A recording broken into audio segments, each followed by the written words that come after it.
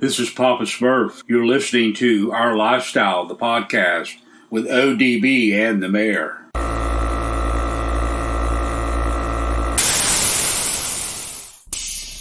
Yo, this is Rob Maggi, and you're listening to Our Lifestyle podcast.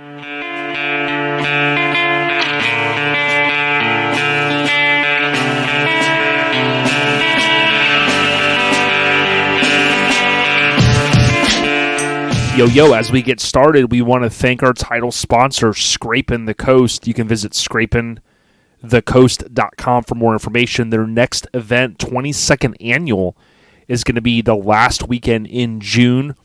They haven't yet announced it for 2024, but rest assured we will be out there. One of the biggest, baddest shows in the country. Get ready for more information coming soon on Scrapin' the Coast. Tap on the hashtag #ScrapinTheCoast for more information. We appreciate the continued support of Custom Car Show Productions. Dude, imagine if I think all the smoke's coming from Hank. Because, you remember Cheech and Chong, the movies, like when the smoke's billowing out of the vehicles? Dude, I haven't seen smoke all over the entire state in this long. And honestly, it kind of reminds me that Hank could be kind of just floating in the town, dude, heading down the Naples. Yeah, exactly. Exactly. Oh, okay. So we can bang this out, dude. No, I love when you say let's bang it out. Yo, it's ODB. This is OLP, your Mini Truckin headquarters. And I think I heard, is that Hank or is that Miggity Mike the Mayor? I see smoke blowing all over Florida.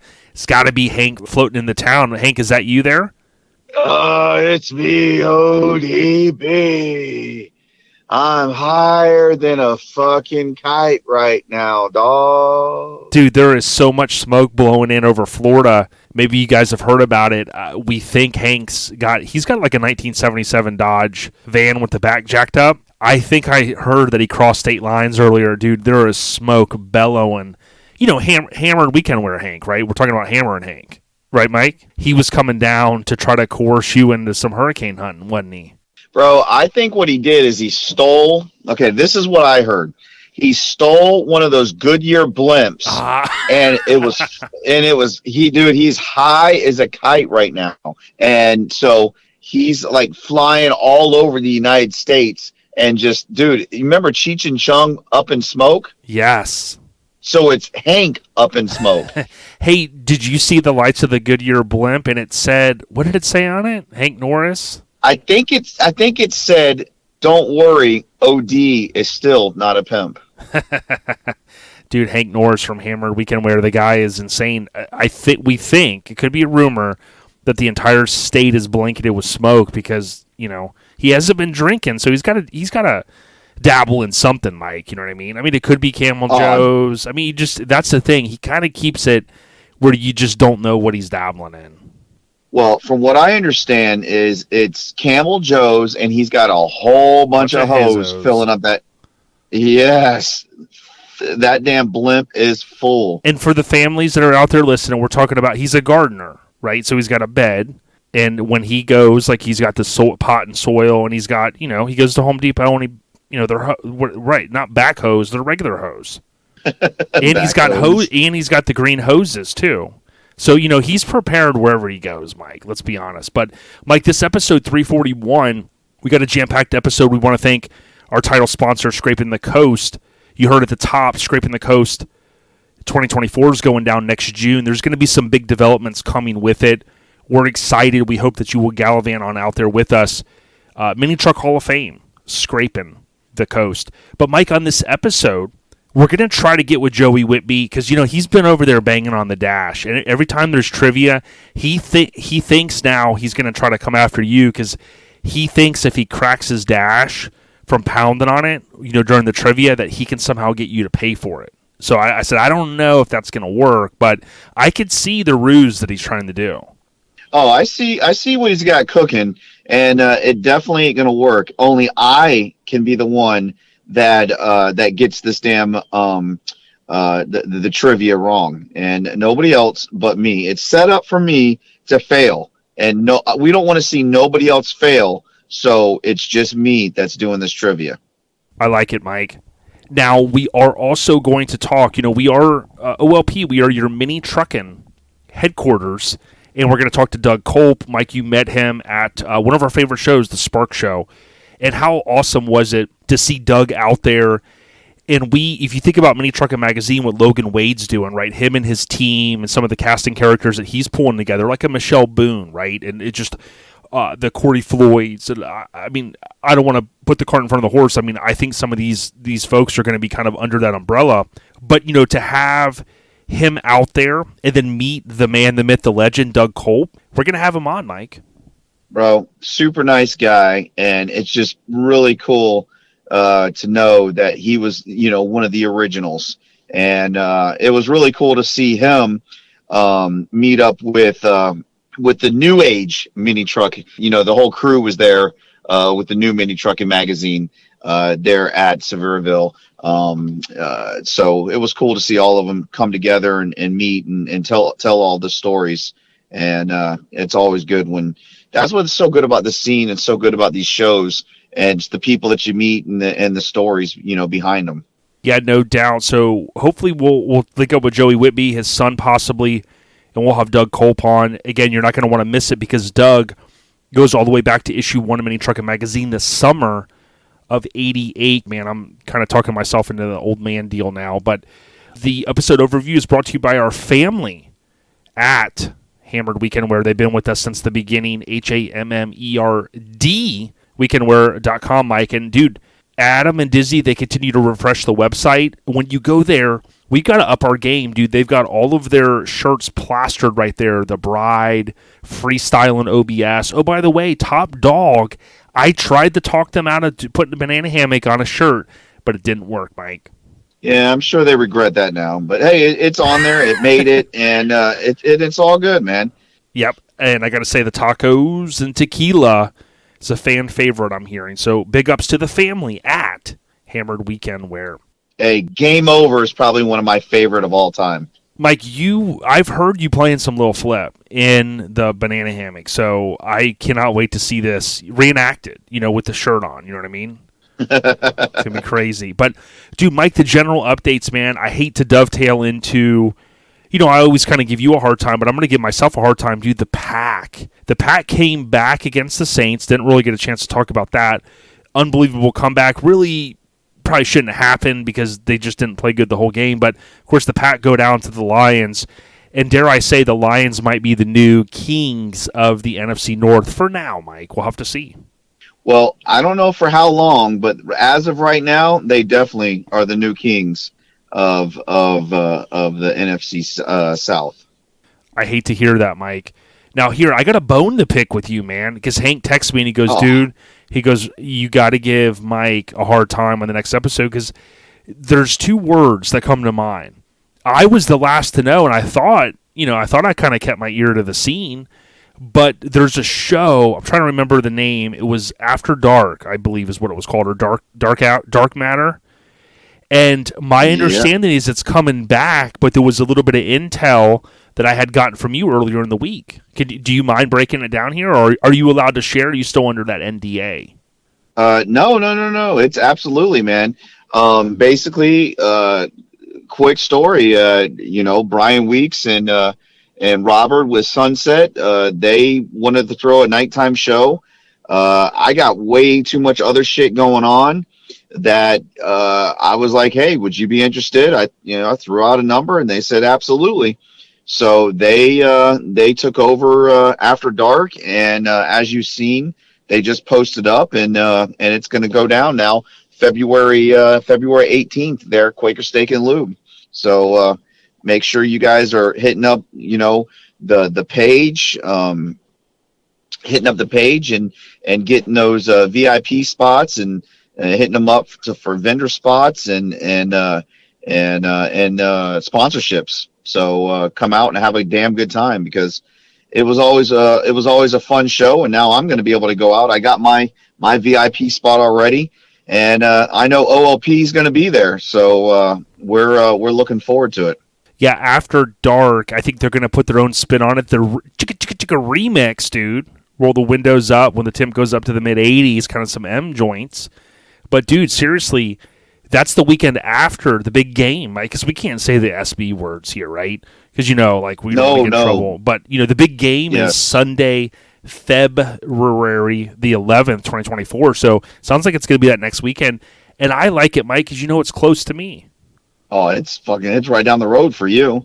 Oh yeah, the general update's brought to you by our kinfolk at Lone Star Throwdown, Mike. Where we're going to be next February. Speaking of February, from the time of this recording, about 142 days, which doesn't sound like a lot. February 23rd, 24th, 25th, Conroe, Texas. Mike, LST 2024 hashtag's already popping off. Go tap on that hashtag and follow it for more on LST next year. Mike, I got one question for you. Are you ready? Now it's time to get serious. Are you ready? Dude, I am always ready. This one's going to be a fun one. You may get it, you may not. According to the hit 1981 song, Tommy Two-Tone, if you dial 867-5309, you will reach a woman with the what first name? So, according to the 1981 hit song, Tommy Two-Tone, Tutone, if you dial 867-309, you will reach a woman, a woe man, right? That's from Axe Murderer. So I married an Axe Murderer. You'll reach a woe man with the first name, this.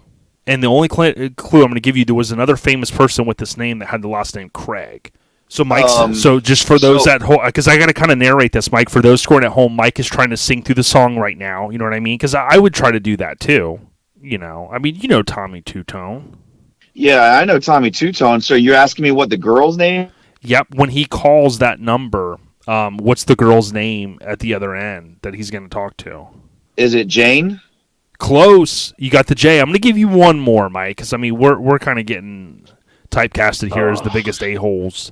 Now, who would do such a thing like that? I don't know, man. I think Hank's out there. Come on. Slewing our name through the ground. Never. The song was written by Alex Call and Jim Keller, performed by Tommy Two-Tone, that was released on the album Tommy Two-Tone 2. 8675309. Who's going to answer, dude? Bro, I know the number, but I don't know who fucking, I don't know. Jenny. Jenny. And there was the famous Jenny Craig, dude. So, again, we got to make it fun, because the Joey Whitbys are out there. I mean, probably ripping their dashboards out, kind of like a Hulk Hogan. Yeah. You know how he'd rip his shirt? These guys are now doing dude, Mr. T ripping the taxi door off. I've seen it, Mike. That poor dash of his, man. God dang it. All these damn ones I've gotten wrong. I bet you he's killed that fucking dash. The poor dash, dude. Trivia with Mike brought to you by The Spark Show, one of our favorite shows every August, Sevierville, which is a stone's throw from Pigeon Forge, Mike. We love this event, thesparkshow.com.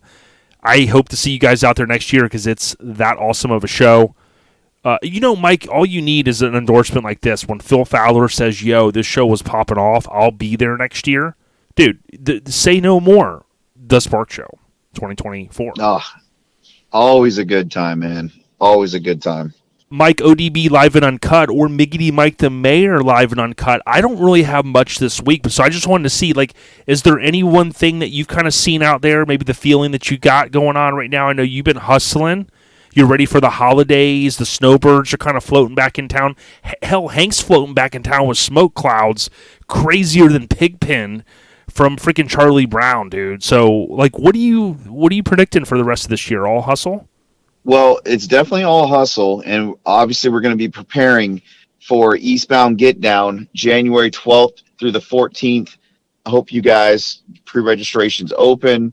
Get your parking spots. Get your Pavilion VIP parking spots. Sign up to be a vendor. Sponsorship still available. Let us know. We can help you out with all that. But this weekend, everybody that's heading up to Showdown in the Valley, you guys have a great trip. Enjoy. It's supposed to be nice and cool up there. It should be a great time. Not going to make it. Got too much work going on right now. But everybody heading up there. I believe there's a lot of them leaving Thursday from Florida, and especially Scotty the Body. and Mrs. Body, you guys, have a safe trip up there and enjoy the show, man. It should be beautiful weather, and those guys. It looks like they've been pushing hard, and it looks like a great show is about to go down up there in the valley. Yeah, and I did want to link up with those guys. It just didn't kind of work out with what I got going on, but we highly would suggest this event. Unfortunately, a few years ago when Mini Nats had gotten pushed to October, that was an unfortunate thing, but it had a lot of people scratching their head going, man, this time of year, it's nice, and it led to this, right? I mean, that's how shows kind of start, but we wish them all the success, and we know these guys have supported a lot of different events, and we know that they're out there hustling, and they're going to do, I think they're going to do big things, Mike.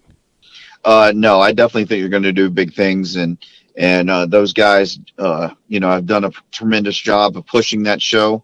They got great sponsors, and they're a good group of guys. So, and obviously everybody knows the venue. So it's a great venue, and tell you what, this time of year, man, it's gonna be a little chilly, but at the same time, I think it's gonna be nice. It's gonna be a nice change. So wish them nothing but the best, and make sure you guys drive safe and enjoy it. No doubt. ODB or Miggity Mike the Mayor live and uncut this week is brought to you by our family at Get Decked.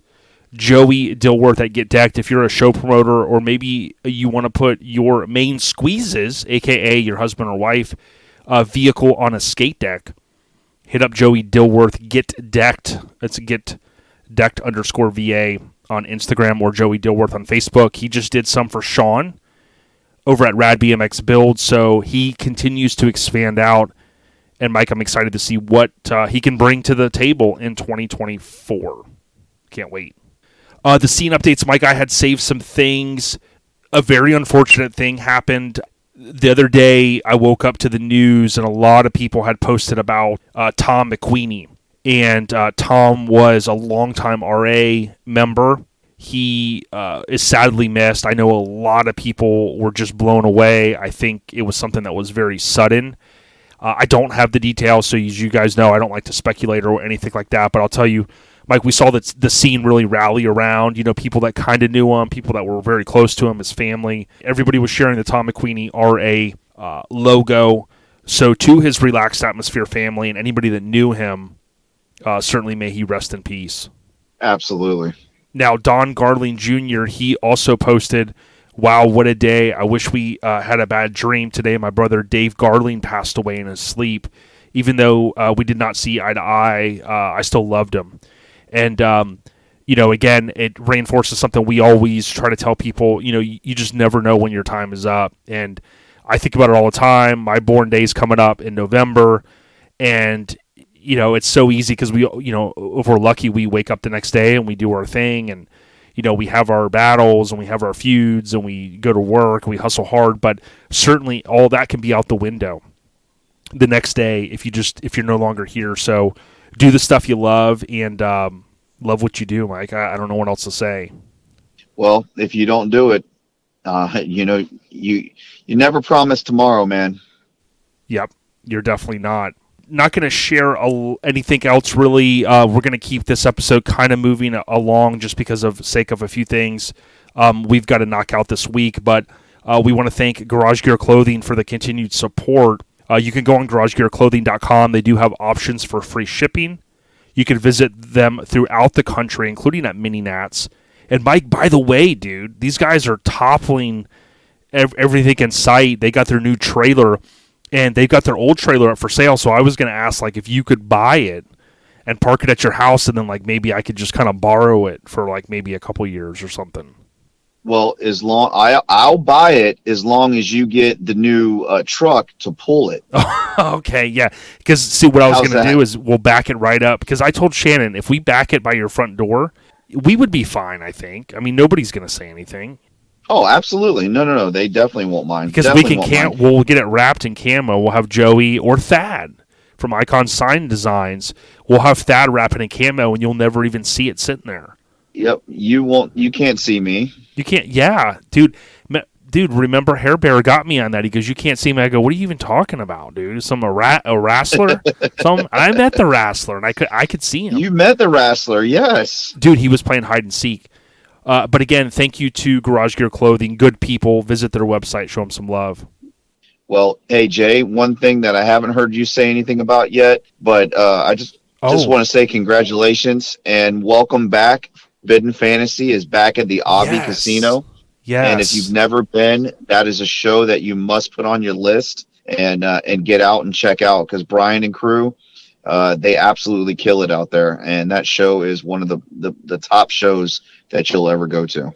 Yeah, and keep me honest, I believe with some of the renos and even maybe possibly with COVID that they had peeled away from that location, but Brian and team at Forbidden Fantasy, they've always been clear, and they said, hey, we will be back as long as all the stars align. We'll be back at Avi.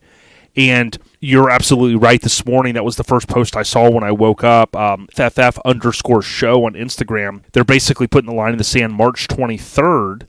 So it sounds like it's kind of going to be that one day. I mean, of course, it'll be an all awesome weekend. But, these guys have been doing it 30, give or take, almost 30 years, if not 30 now. And, Mike, you've been to it, and that's a great endorsement. So we wish all those guys success. And then don't forget, they've got their own podcast, too, Brian and Frank, with The Drop. So check that out. I know they recently had the guy on that owned truckrun.net. So give those guys some love. Mike, the last thing I wanted to share with you, and then we'll wrap up our segment, is Eastbound Get Down. FAQ, dude. I got, I think I'm checking the mailbox right now. I might have one, maybe two questions that have come in, like newer ones. You know what I mean? Because, Mike, sometimes I think people, they kind of want to know, the ins and outs, the inner workings, the inner sanctums. Is that how you say it? Of kind of this Eastbound Get Down, like this conglomerate that you and John, because let's be honest, I'm not involved in this. I love to see the success that you and John are doing. I'm just here to kind of help, push the show for my buddies. You know what I mean? Absolutely, and we appreciate everything that you've been doing and helping along with us, and we look forward to seeing even more of what you put out there for us. Because I know John, you did that video of him and his Escalade, and he loves that damn video. So yeah, keep pushing it, keep putting it out there for us. We definitely appreciate it.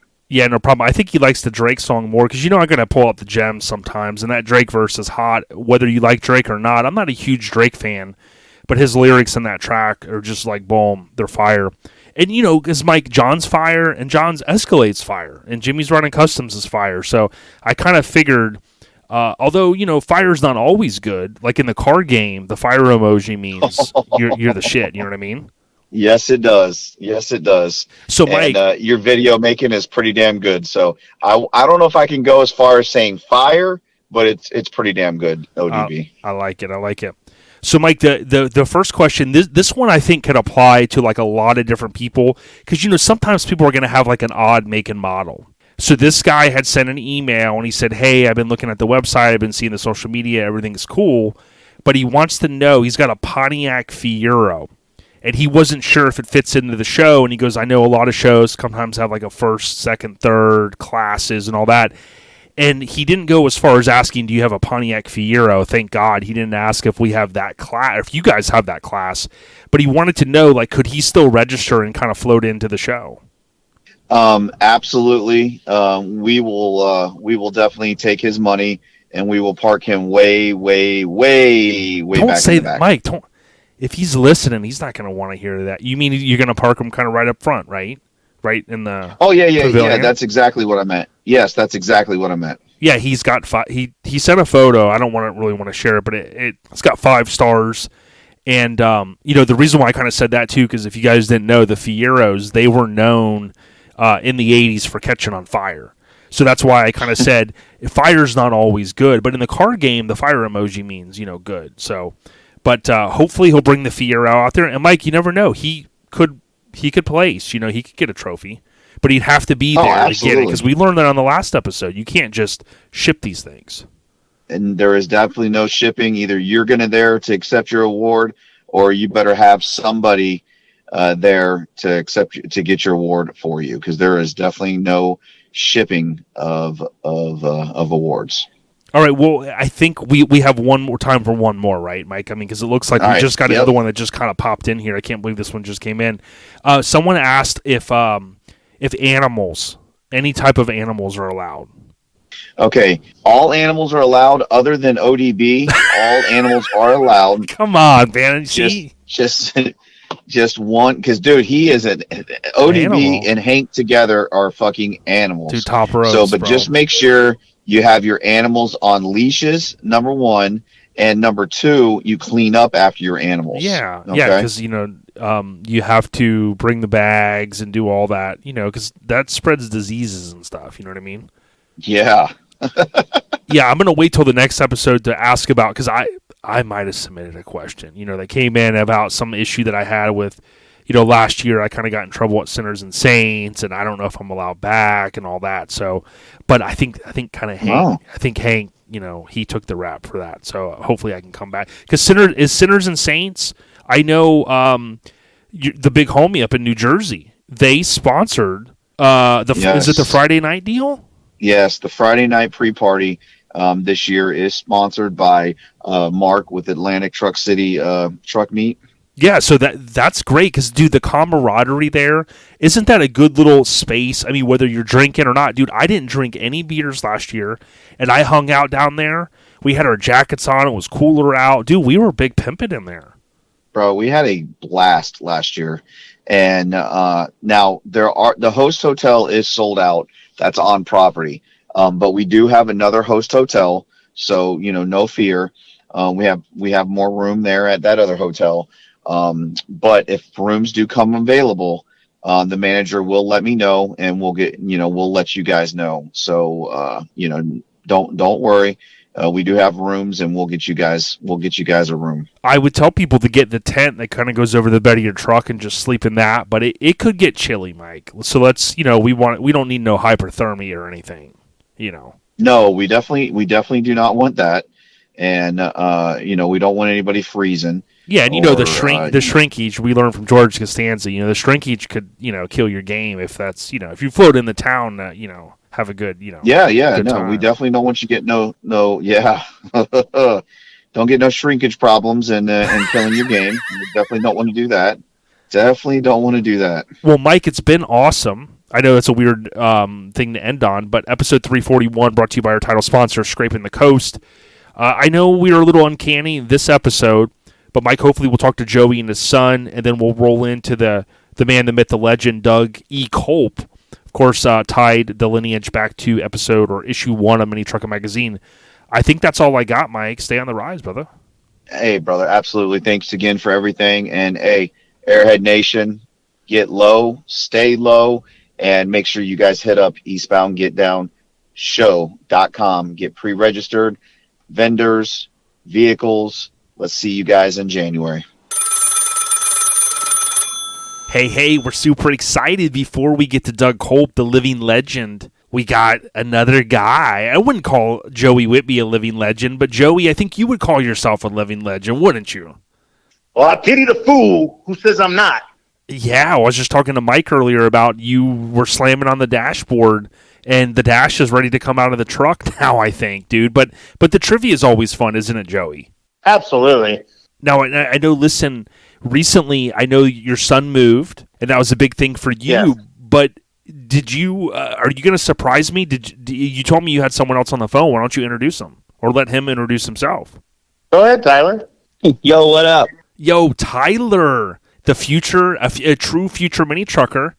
And if I understand correctly, I know your dad, he's a little braggadocious. He likes to talk about his son like any proud father. But he said you've been mini trucking a long time, Tyler. Man, I've been mini trucking since I could walk. Dude, I like it, man. You're kind of like I tell Joey all the time, a true MC in hip-hop, that's a microphone controller. He takes over and he, boasts about himself a little bit. And Joey was like, yo, Tyler's been holding it down. Why do you like mini trucking so much, Tyler? Well, I mean, honestly, starting out, it's pretty much all I've known as far as vehicles go. I mean, my earliest memories are riding in the extra cab of one of my dad's mini trucks, and throughout the years, it just keeps going. Mini trucking, keep on moving. Dude, I like hearing it. Now, you've had your hand in some projects, right? And a lot of younger generation, you guys are kind of on Facebook, and you grew up in the social media era. Do you kind of find yourself, is it tough to struggle, or is it tough, I should say, to focus on one project, or what are you got going on right now? Or is that a bad question? So for me, yeah, it's kind of hard because I jump through projects quite a bit. I mean, my first mini truck by technical standard was my '04 Tacoma, and I mean that's the truck I was learning how to drive in. My dad had it. He bagged the front of it, did some work to the back, and then I ended up taking it over, playing with it a little while, and then I ended up selling that truck, moved into a older Toyota pickup. I didn't hang on to that thing for maybe 8 months. That thing was cursed from the start, to put it lightly. And I just kept moving through trucks since then. I've kind of slowed down. I think I've had about 20 different mini trucks since I started driving, 20 to 25. And how old are you, Tyler? I'm 22 now. 22, bro. You've had more cars in your short adult lifehood than I've had in my entire life. I love it. I love hearing this. Now, he gets it from his dad. Yeah, he gets it from his dad. His dad's, I heard, Joey's over there. He's a hoarder, man. He's trying to get his roots going with all these trucks. But, Tyler, I know it's a tough subject for your pops. That you make this move, right? You recently lived in Arizona, and you moved to Tennessee. Do you at least have some homies there? Have you met up with so many truckers? Yeah, I have. I moved out. I actually moved with my buddy, Aaron Duffy. He's a pretty good buddy of mine. And then his girlfriend, Brittany Beasley, as well. Beasley Stripes? Yeah. And then actually, just after Aaron moved out here, one of my homies from Sunset, California, he actually moved out to Tennessee last December. His name's Chris Vigil. So I have a few homies out here, and I've actually met quite a few other people since I've been out here. So I haven't been by myself. I do like hearing that, and it's ironic because there's a guy, Scott, from Florida, from RA, Florida. He moved up there, and then there's the famous guy, Derek, from Vice Grip Garage. Of course, he's been in some AutoZone commercials, and now he's got a show on Motor Trend. He sold some property, and he moved to Tennessee. Tennessee's kind of becoming this mecca of car enthusiasts. I think it has been a long time, but there's even more and more people. What drew you there? Was it one of the homies that's like, yo, I'm going to move to Tennessee, you should come? Or what was the real draw? Honestly, it was more impulsive. My dad actually wanted to move. My dad actually wanted to move to Tennessee first, and I was gonna stay in Arizona, and I was gonna keep kicking it out there. And when we actually drove out to Mini Nats for my first time in Mini Nats, we came through Tennessee. We ended up stopping at my buddy Aaron's house, more West Side Tennessee. And as we're driving through, I kind of fell in love with Tennessee, and I was like, man, I'm done with Arizona. And then let's see, it was April, 2 months later, I was out of Arizona and moving to Tennessee. Yep. Well, this would be a good time for me, Joey, to cut a promo because Mini Truckin Nats, a.k.a. Mini Nats 2024, the pre-registration is going down now, and it's a little different. It's not based upon first come, first serve. You can go to Mini Truckin Nats, and you can submit your registration. And, Joey, as you know, they do have an approval process, but it's pretty cool, and they let in over 700 vehicles. It's Mini Truckin with an IN, Nats.com, and you just go to MTN 2024 pre-reg. And, Joey, it's one of your favorite shows. You've gallivanted all the way from Arizona a couple of times. Oh, like I told you the last time, I'm going to make this a year-round thing. Vehicle or not, I'm going to Mini Nats. And this year at Mini Nats, as long as they're all approved, RA's coming in strong from the West Coast. Yeah, I like it. I like hearing it. Now, Tyler, when you first went to Mini Nats, right, you're part of that younger generation. You go there. What stood out to you? Like, if you think back to the memory or memories that you have, what's one of your favorite memories from Mini Nats? For Mini Nats, actually, it's kind of hard to pinpoint it because the whole time it was just an amazing time for me. I hadn't been to a show like it other than Scraping the Coast, and Scraping the Coast was the furthest east show I've been to ever. And then we go out to Mini Nats, and just the whole experience was overall probably one of the best shows I've ever been to. The whole weekend, I'm just chilling out with good homies, cruising around. Got to cruise around Relax Taco. I'm sure a lot of people saw the video of my dad hanging out the sunroof. That was fun. Hard taco. Yeah, we saw that. I'm a pretty big dad. That's good stuff. Yeah, and So, do you believe yeah, the I mean, cruising the whole aspect weekend. of it? Yeah, and it's totally free, all the cruising. You know what I mean? Yeah, when we I got to bring my own truck, so that's actually what I'm working on right now. Is I got a 1990 Toyota Extra Cab, and we're pushing to get that thing fully operational and at least looking somewhat pretty for the show. That's awesome. And Joey, I got to give you props for learning your son. Wink, wink. You learned him well because Mike still says like Toyota cab, or Mike says Toyota extended cab, and I go, Mike, that could get your mini trucking card revoked. At least Tyler knows it's an extra cab. You know what I mean, Joey? Exactly. Now, exactly. Mazda Cab Plus and Toyota Extra Cab. Yeah, we're going to do an episode. Truck. We're going to do an episode eventually on that, and we're going to see who knows all of them, right? We're going to go deep into the dungeons of, the extra cabs. But, Tyler, a couple more minutes here.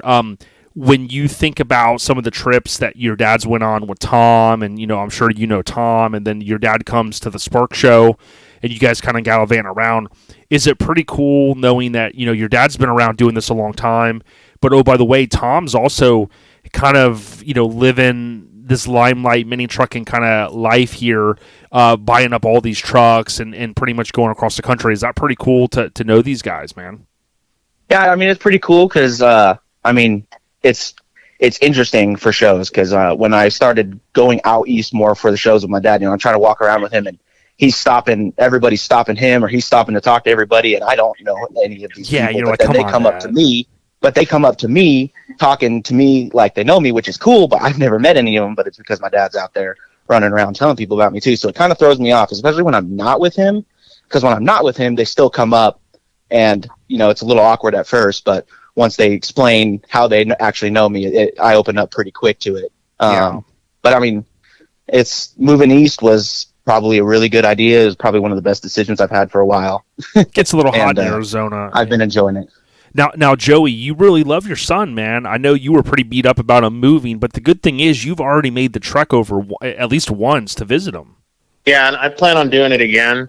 I'm actually looking for a house in Tennessee right now, so I may be making the move. I think you're just jealous the East is holding it down with all these shows, dude. If you think about Mini Nats, and you think about the Spark Show and Scraping the Coast down in the South and Eastbound Get Down. Oh. I mean, dude, you would probably, I hate to say this, you'd have to quit your job because you'd be gallivanting more than Mike. There's 52 weeks in a year. Mike's gone about 48, 49 of those, dude. I want to see if you can maybe beat him one year. I'm going to have to do it. I think I did it my first year of Relaxed Taco when, Scraping the Coast, Slam Fest, Battle in Bama, Mini Nats, Utah, right. Oregon. You did all right. Tom and I went all over the country, East Coast to West Coast. Yeah, must be nice, man. Must be nice. Those are the comments you love to see, right? Yeah, must be nice. Tyler, look, last question for you, man. You're young, and we want to let you get back to doing what you're doing, but you're young. What do you hope to accomplish over the next, amount of time that you plan to stay in the scene? Is there any goals that you have set in your mind? Honestly, I just want to get to all the shows that I can. I want to make my truck, I want to progress it as far as it can go to make it the best that it can be, and that's what we're pushing for right now. I want to go to all the shows that I was missing out on when my dad was going around the country because I couldn't attend with him. So being out here makes it a lot easier to go to a lot of these shows. Meeting new people is one of the huge things. I went to Camp and Drag for the first time this year as well. And, the whole weekend I was out, we were barely at our campsite, and we were just meeting everybody. It's really just getting out there, meeting everybody, seeing how the scene is in different areas and seeing how everybody is, and looking at a bunch of different types of trucks and seeing how everybody builds them is always pretty fun for me. Especially with me coming in, trying to build my own trucks and starting to get more into actually doing the work myself. Well said. Tyler Whitby for president, dude. I love it, man. And that's what I would tell people. I would encourage people, if you think about Eastbound Get Down in January, Lone Star Throwdown in February, you start getting into Mini Nats, Scraping the Coast, all these amazing shows. And you're going to get hook, line, and sinker when you start going to them because you meet people, you have fun. They become, basically like family, truck show family. So, Tyler, we're going to go ahead and see if you got any last words before we let you drop, and then we'll finish up with your pops. All right. Yeah. I mean, honestly, thank you for having me on here. It's pretty awesome. Pretty cool experience. Yeah, stay on the rise, dude, and we want to see your continued success. We know that you're enjoying it out there, and make some inroads with some of the good kinfolk there in Tennessee. Yeah, definitely going to keep going at it. I've been a lot of cool people out here. Excellent. Joey, anything last for your son before he drops? The only thing I was going to say is, Tyler is running circles around with me, building his own truck. I'm the bought, not built. He's the built, not bought era. I like it. So, and he's striving to be the best he can, and building a badass truck. And I can't wait to get out to Tennessee and cruise with him. I miss cruising with him because, that was our thing every weekend. And when the time is right, I'll be in Tennessee cruising right next to him in his bagged and body Toyota. I love hearing it, dude. Salute. Tyler, keep in touch with us, and we can't wait to see some progress on the truck, man. We'll see you at Mini Nats next year, if not sooner. Yeah, of course. I'm going to definitely see you at Mini Nats, but I'm going to try to make some other shows beforehand. You got it, and be safe up there in Tennessee. All right, thank you. Joey, how cool was that? You surprising me, didn't even tell me. You go, yo, I got a special guest for you. And you knew that it was kind of aligning with when we had Jackson Rodell on recently, Rob's son. That's something that I want to kind of turn the corner a little bit, as you know, and try to make sure that we pay the right respects to these younger guys coming up. Even Jordan, you got a chance to, I think, link up with him recently. He's not as young as your son, but he's certainly younger than you and I. And that's pretty cool, right, that we can kind of engage the younger audience. Oh, absolutely. I chopped it up with Jordan at the Cruising for Cancer show, actually. Great kid. Good head on his shoulders. And I can't wait to see him at the next show. I think he pre-reg for Mini Nats as well. Excellent. Yeah, it's some of the buzz. It's really cool to hear some of the buzz that I know you've heard some of it as well with some of the West Coast kinfolk that's planning to make that cross-country trip. I mean, the commitment, as you know, that it takes, right? The time off work, the fuel, all that stuff. But how fun it is, kind of floating in the town Thursday, having all of Thursday to kind of kick back, Friday, Saturday, Sunday. Dude, it's truly what Jay Bell and those guys have done. His team is extraordinary to bring people all throughout the country. In my opinion, we haven't really seen that since Greenville. And you went to Greenville back in the day. Yes, I did. I think it was, Tyler was born in 01, 02, 03, 04. Was it 05? Yeah, it was something. I always get the years mixed up. It was like 03, 04, something like that, or 04, 05. Somewhere around there. Yeah. I'd have to look, because I think I still have some pictures from there, but that was a great experience. It definitely was. And what IF Customs was doing back then, bringing people together, uniting people, getting people to do this cruise. I know you've kind of made your efforts to do that. It is a huge commitment. I think it's tough for people to take, especially as we get a little older. It's either you're really in this or, you just can't do it, right? And there's going to be special occasions kind of come up, and I think that's what's going to happen next year, because with the 30th and with the buzz that people see with all of these reels, I know we're, constantly sharing them for Mini Nats.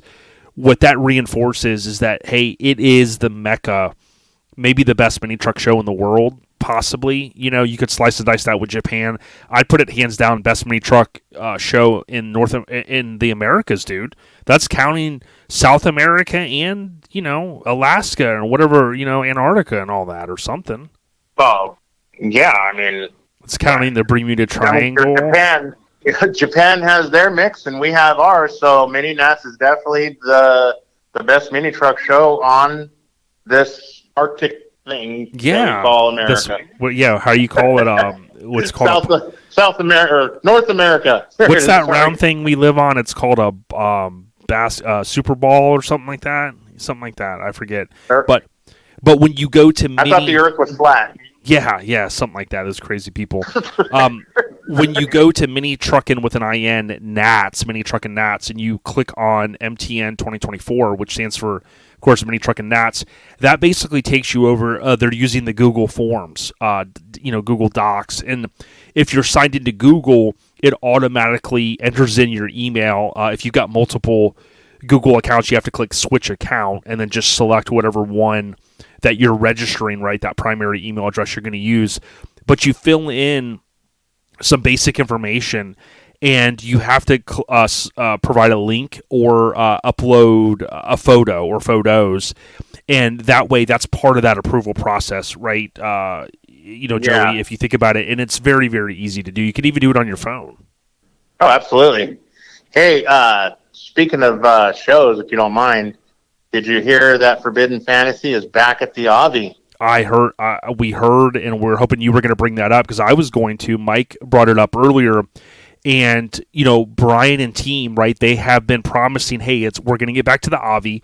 You had people kind of going, this other place isn't bad, but man, we really had a blast. And he goes, yo, don't worry. So Brian and the cast of characters there in Forbidden Fantasy, they're making it happen. And to your point, they're back at the AVI, the Avi. Absolutely, and that was their best spot. Forbidden, actually, when I remember Forbidden when it was over at Lake Paris, it was huge. Back in the day. And then he moved it over to Laughlin at the Abbey, and it's still pretty big. And they have, grass parking. It's right there on the water. And this year, I got it just in time. I booked a room at the Abbey before it was sold out. I did it just in time. Yeah, well, if Hank comes into town, he might have to sleep on, like air mattress or something. Right? Every time that I've gone to Forbidden at the Abbey, I think I went twice. Because after that, it was gone. I had to stay in, Laughlin, down in the strip. And, it's not like you can just hop, skip, and jump when you're at the Abbey. It's a little bit of a drive from the strip to the Abbey. No doubt. It's going to be fun. People can look up FFF_show on Instagram for more information. Certainly big shout out. Joey, we're getting ready to roll in. I know a lot of folks are waiting patiently for Doug Kulp. Doug shot the first Mini Truckin cover. Oh, by the way, he also shot the cover of issue number 2. He shot other covers, other publications as well. His roots, I'm just going to give you this one little hint, they predate Mini Truckin Magazine, and not everyone knows there was a magazine that came out in 1980 that was called Mini Truck. It was Mini-Truck. Yep. You've seen it before, and his roots, literally, people are going to learn this about him here in just a minute, they go all the way back to the good old days, dude, over 40 years ago, and that's awesome to me. Man, that's a long time. That was before me, actually, so... Yeah, I was going to say, and the only thing that's standing in people's way of hearing that right now is Joey Whitby. You know what I mean? So, yeah. What do you got to say? We out ya? No. I pity the fool. Yeah, brother. Let's roll into it. Let's keep in touch. And, dude, shout out to Tyler. He's a good kid. He's up and coming. He's doing the damn thing, and I love hearing it. We got to link him up with Jackson and some of these other younger kinfolk. So they can do the damn thing and fix to learn us what the next generation's going to do. Oh, absolutely. And, I've watched Tyler build his truck. I helped him in the garage, and he's to be honest with you, Tyler picked up a welder at 7 years old, dude, and he was laying beads better than I could at 7. And I knew he was going to be a welder of some sorts. And he's killing it. I mean, he's living his dream, doing what he wants to do. So, and that's awesome. I'm proud of him. No doubt, man. Well, listen, stay on the rise, and we'll talk to you soon, homie. Let's roll into Doug Kulp, the first cover, Mini Truckin Magazine. He shot it. More to come. Thank you guys for all the support. Make sure you subscribe and or click follow for our lifestyle podcast. Stay on the rise, everyone.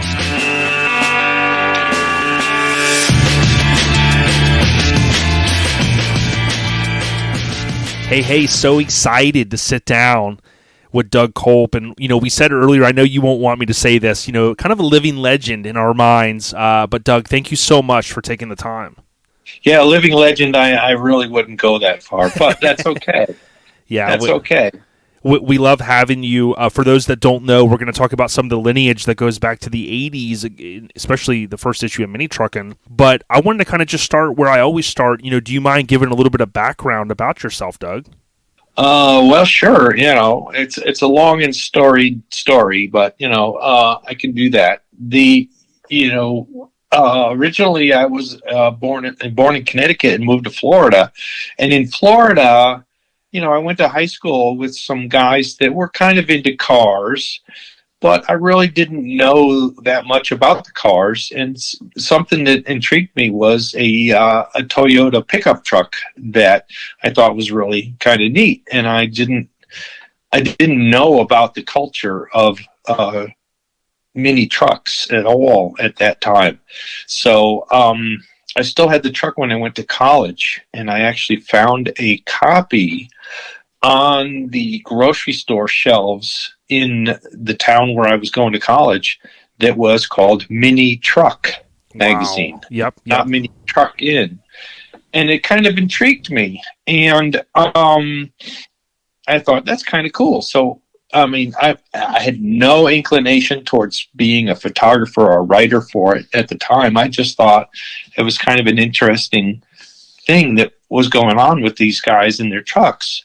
And so after college, I came back and I started working in a photo lab. And one of the guys that worked in the photo lab with me was a guy that kind of got into a similar field of doing photography for a magazine.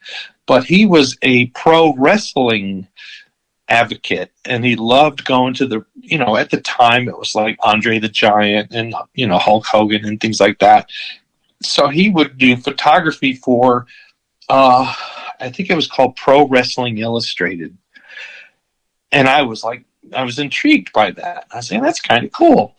So a few months later, after reading through Mini Truck, I kind of got this urge in my head to say, hey, how come, and I wrote a letter to the editors and said, how come I never see any trucks from Florida in your publication? And they didn't answer me directly. They answered me through the magazine in their readers' letters kind of thing, where they would go in and, take a letter that somebody wrote. And, back then there was no texting. There was no email. Sure. Yep. None of that. It was all paper and pen, and that's how I did it. I wrote a letter on a piece of paper and mailed it to the magazine. And it's funny because I was looking through the magazine and I saw my letter with a response. And I was like, wow, this is kind of cool. And basically they said, hey, the reason you don't see any trucks from Florida, which is where I lived at the time, and the reason you don't see them is we don't get down there very much. We haven't been down that way. And so they basically went on to say, if you see some really cool trucks down there, we'd be interested in seeing them. So take some pictures and send them to us. And this was the Mini Dash Truck Magazine, or was this right? Mini Truck. Yep. Right. Yep. And that was originally published by a company in Costa Mesa, California called Wright Publishing. And they had two magazines at the time. They had Mini Truck and they had Hot VWs. Yep. And I think they had dune buggies too. Well, that's what it was. It was Hot VWs and dune buggies. Oh, got it. Right. Oh, got it. Right. Dune buggies and hot. You're right. Yep. Right. And they were doing all of that.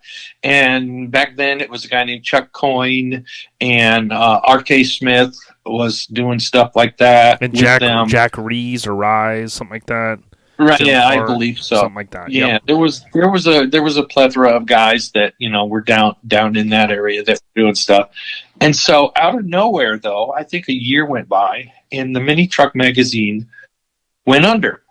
They basically sent out a letter saying, that was our last issue. We're sorry, but, here's a refund of your subscription. And we hope to be able to bring it back out at a later date. And that was it. And it was basically done. Yeah, 49 issues, November 1980 through like December 84, that time period.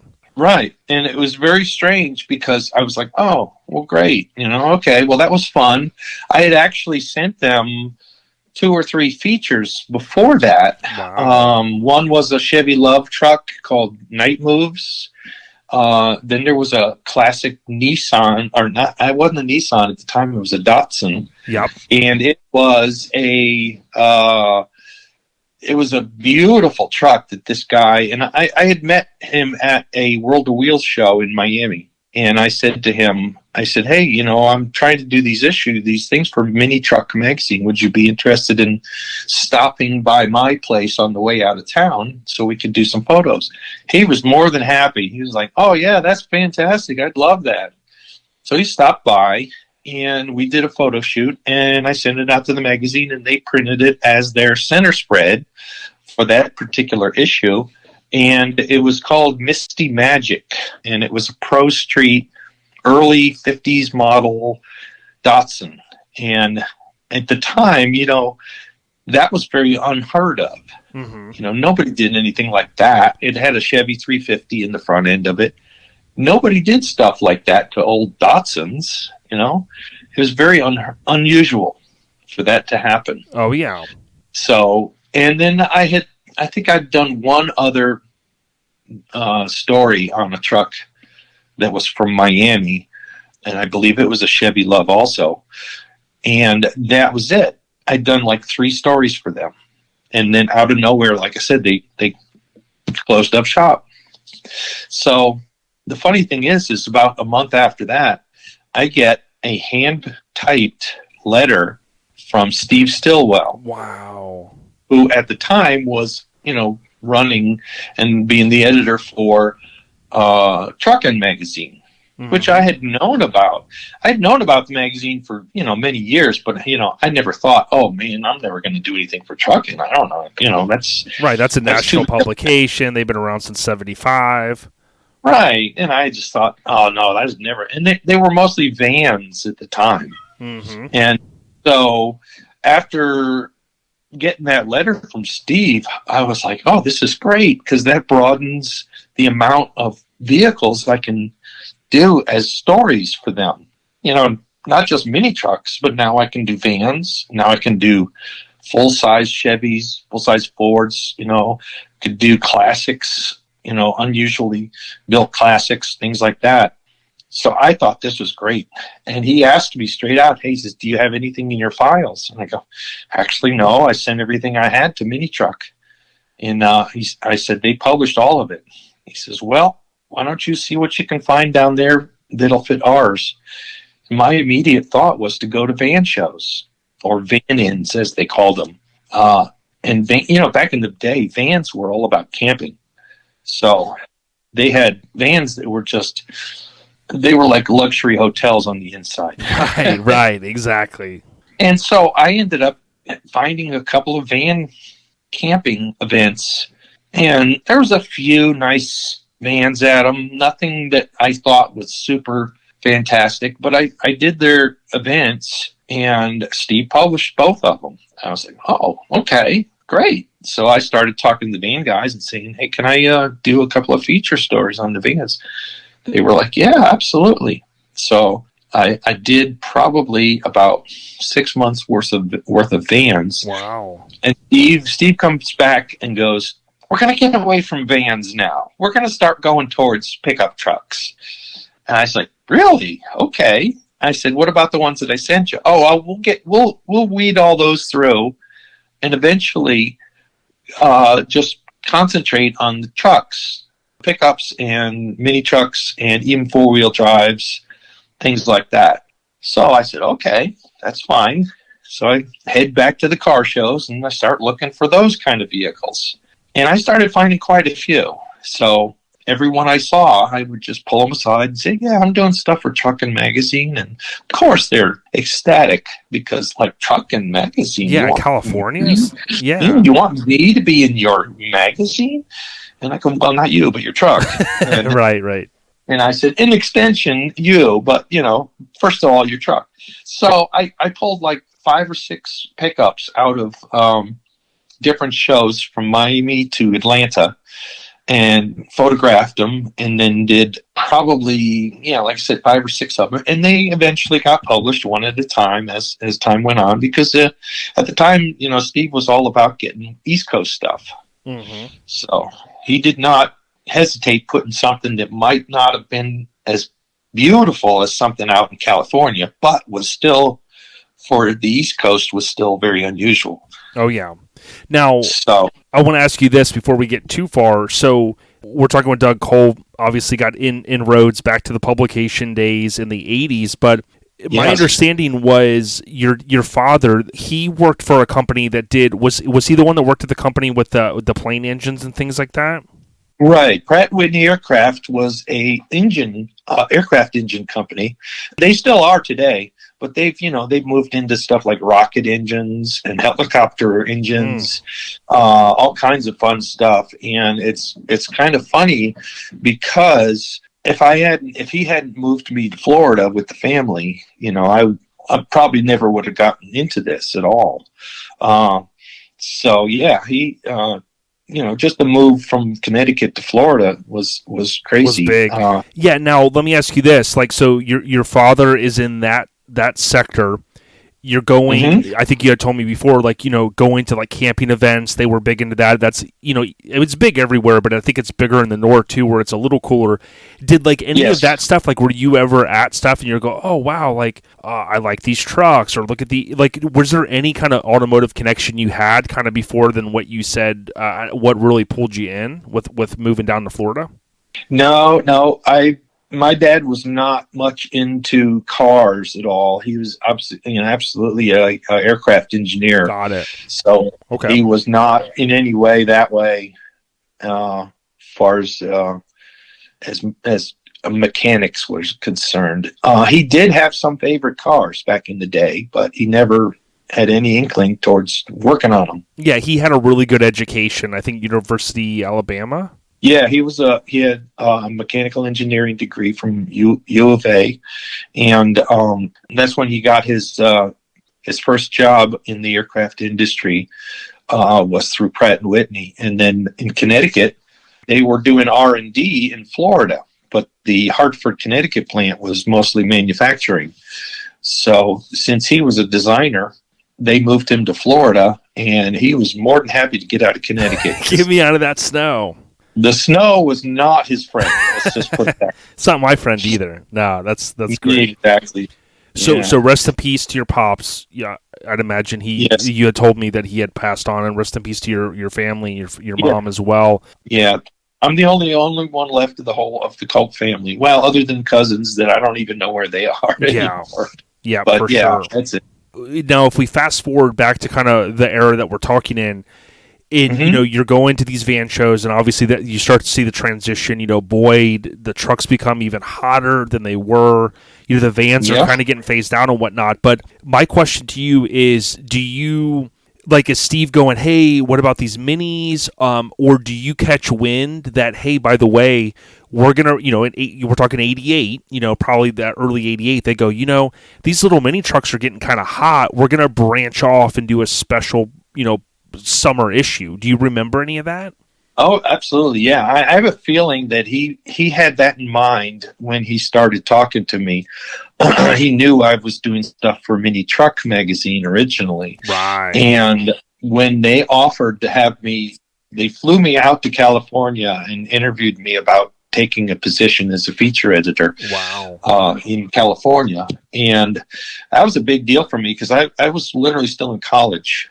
And I was working towards trying to finish my degree. But their offer for a guy like me at that time in my life and in general was just like too good to be true.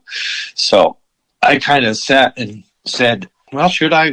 And then I went back and forth, and they said, well, we want you to come out. We will pay your way to get out here. We will give you this much salary, this, that, and the other thing. And I said, okay, I guess I'll give it a whirl.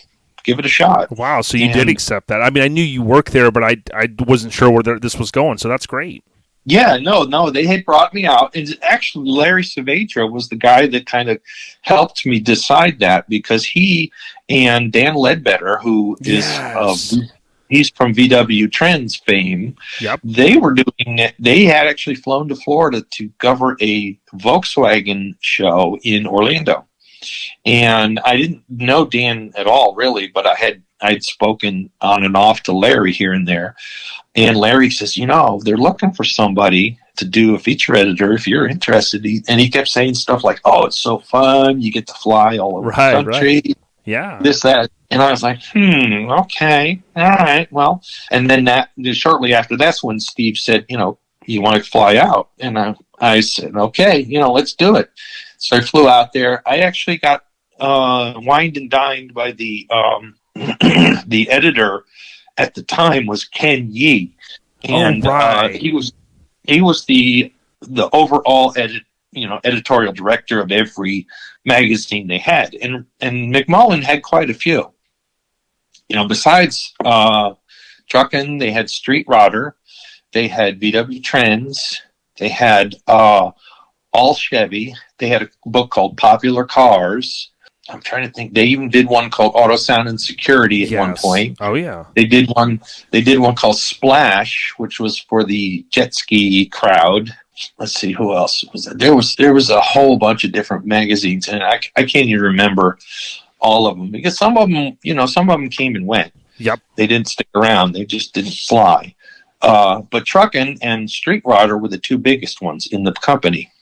And after going out there and working on staff for a while, I really did not have a good time with California. Let's just say, coming from Florida, crystal blue waters, gorgeous blue skies, clean air. It was similar, but a whole different lifestyle. Wow. So I was not feeling the greatest about it, but they were getting ready to do the Mini Truckin Magazine. And because I had that background with Mini Truck, Steve kind of said, see what you can do, go through our files, see what you can find. So we had a big, massive file cabinet full of old features that never got published. So if you look through Mini Truckin, you'll see a few of those in there.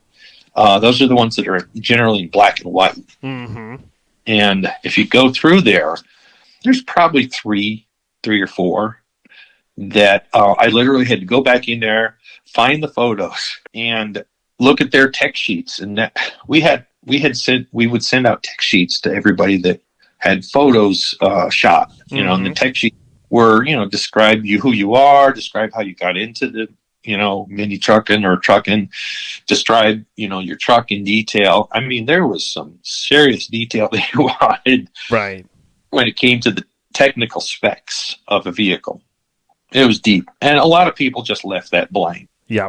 So I had to come back in and figure out how to write a story based on the limited amount of information that were given us. And, I was not good at that. That was not my forte. But Steve says, give it a shot, bring it into me.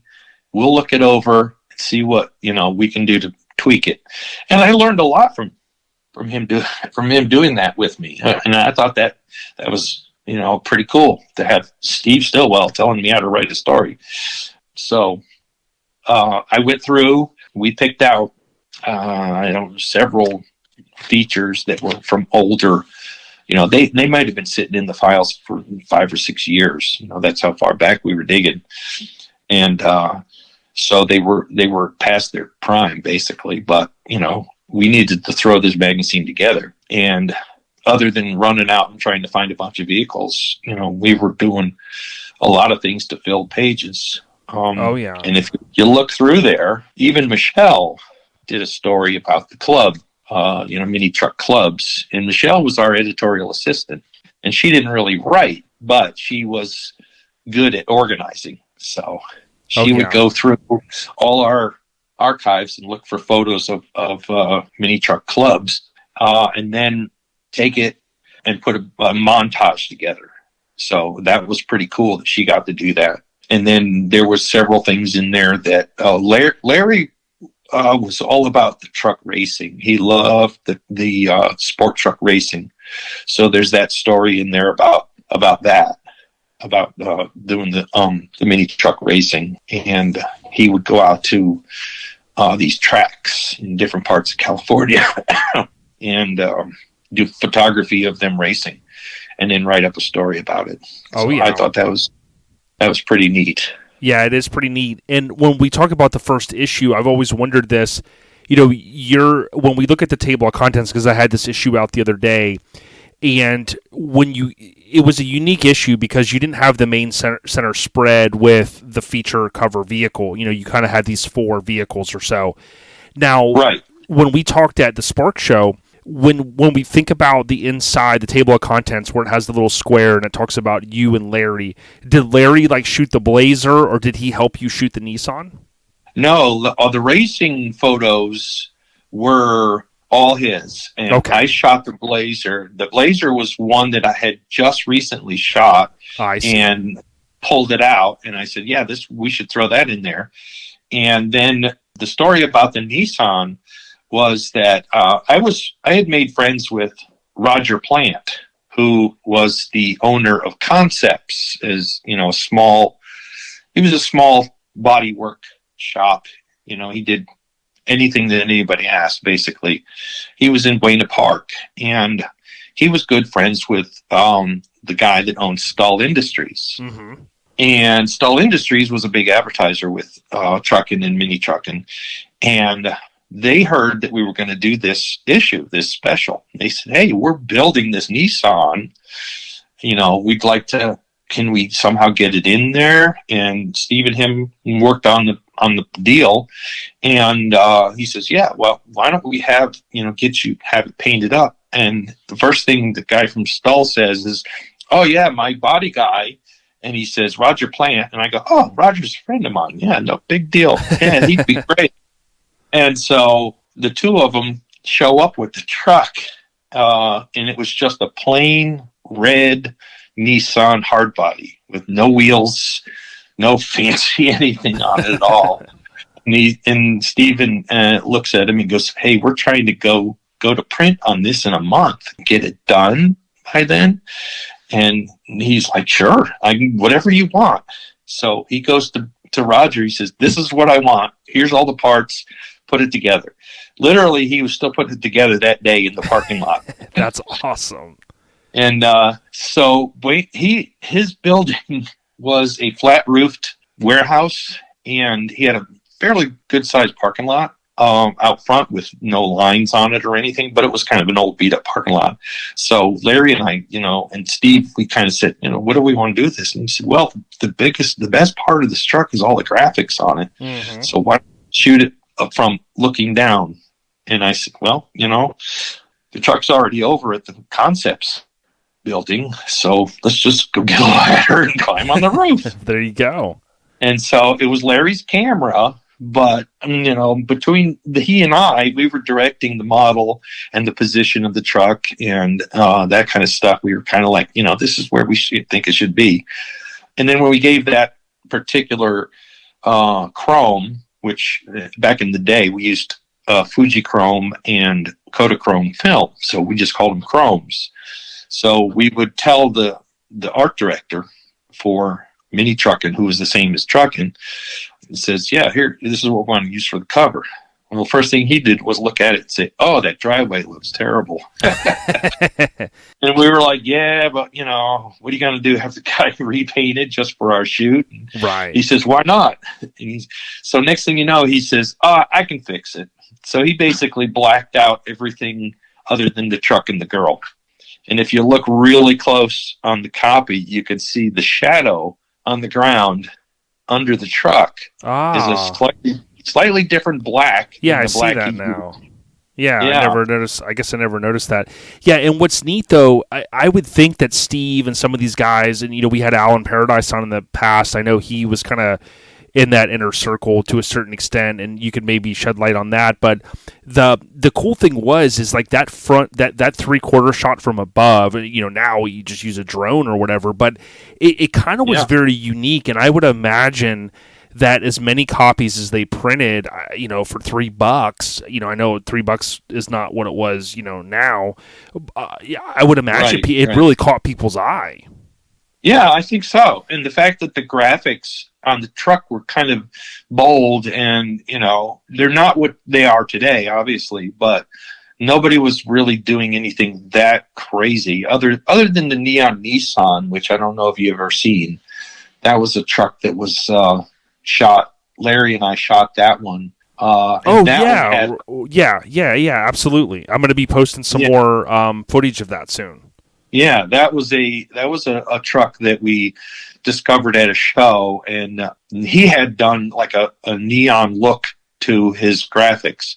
And I think that might have been one of the starts of, the wild graphics that you see today. Was that truck, and it was iconic at the time. So I don't remember seeing anybody do graphics like the one on this Nissan on the cover, except for that one truck. Most people were doing just pearls or candies and minimal graphics. But there were some very unusual graphics. In fact, if you ever get a chance to look back on Mini Truck, there is a couple of vehicles in there that have some very unique graphic paint jobs on them. But nothing like today's stuff, Yeah, I got to get my collection going on those. I know a couple. I think my buddy Radar from West Coast Influence, I think he's got the whole set. Again, there's about 49 of those. But what was unique though is when I first started going through every issue on YouTube, I wasn't, my database wasn't as vast then, but now I've went back and I'm slicing and dicing it more. I haven't went and I haven't listed. I have like every feature, but I wasn't writing down in the database who shot every feature, so I can't rattle those off the top of my head yet. But what was interesting to me is you have issue 1, famous first issue, but issue 2, what I call Ain't No Joke, because it had the Ain't No Joke with a kind of young, like a Zach Morris from Saved by the Bell type kid on the cover. Oh yeah, that was a cool one. And so like your name is tied to the first issue and then Winter '89. That's awesome. Yeah. I literally, like I said previously, I was not in love with California. Right. So it was not long after that I decided I wanted to go back to Florida. Yep. So I think in '89, maybe March or April of '89 is when I hit the road. Yep. Now, how did they react to that? Were they like, or were they understanding? They knew I was unhappy. They knew that, I was having issues with being out there with no family. And, at my age, it was tough. Yeah. I didn't know anybody, and, it was hard. I mean, I had a few friends from Florida fly out and, spend a week there once. And we had fun when they did that. We hit all the movie studios and the Disney and the Knott's Berry Farm and all those local attractions. But once they were gone, I was back to by myself. Yeah, and, yeah. It's kind of hard if you're a transplant, especially in those years of your life, and if you weren't like, hey, let's go party down, Sunset Strip and get crazy and all that. I mean, you were kind of like a fish out of water. It sounded like. Exactly. And the smog was really getting to me. I mean, I didn't have asthma, but I could really feel it in my lungs. The smog in LA was brutal. And it was very dry out there. So, you dried out, in that weather, you dried out unless you were born into it and were used to it. You kind of turned into an alligator. Oh yeah. Your skin was all crinkled up. I literally was putting lotion on my hands every like 3-4 times a day because my hands were so dried out. Yeah. Yeah. From Northeast to the South to the West. I mean, that was a lot of moving and, in those different climates and stuff. Now I want to talk about a little bit early in the 90s, but before that, when you think about, I know our friend Ed Eister, he's just a great guy, great supporter of us. He had some good things to say about you, and I'll bring that up in a few minutes. But he pointed out to me before, like DEK, right, was Doug Kulp. There's probably things that you did in the magazine that people didn't realize that you could only do maybe on paper so much per issue? Yeah, exactly. One of the unknown policies that McMullen had, and it was the company wide, wasn't just trucking or Mini Truckin, was they did not want you to do more than 3 bylines with your actual name. So in Mini Truckin was difficult because I had so much in that issue that I could only do so many of my own name in it. As far as the byline. Now, the photo credits were another thing. photo credits could be me all day long, but the byline, which is, the part that says, this article by, Doug Kulp, that was the limitation. I could only have that on 3 different articles. So if you look through the magazine, you'll see like different stories that have my photo credits on them, but they will have a different byline. And that was true with everybody. Steve, Larry, even Michelle. Michelle didn't write much, but she did have to have a pseudonym for her name so that, she could stay within the rules. But if you look through the magazine, I had, let me see, I'm just glancing through here.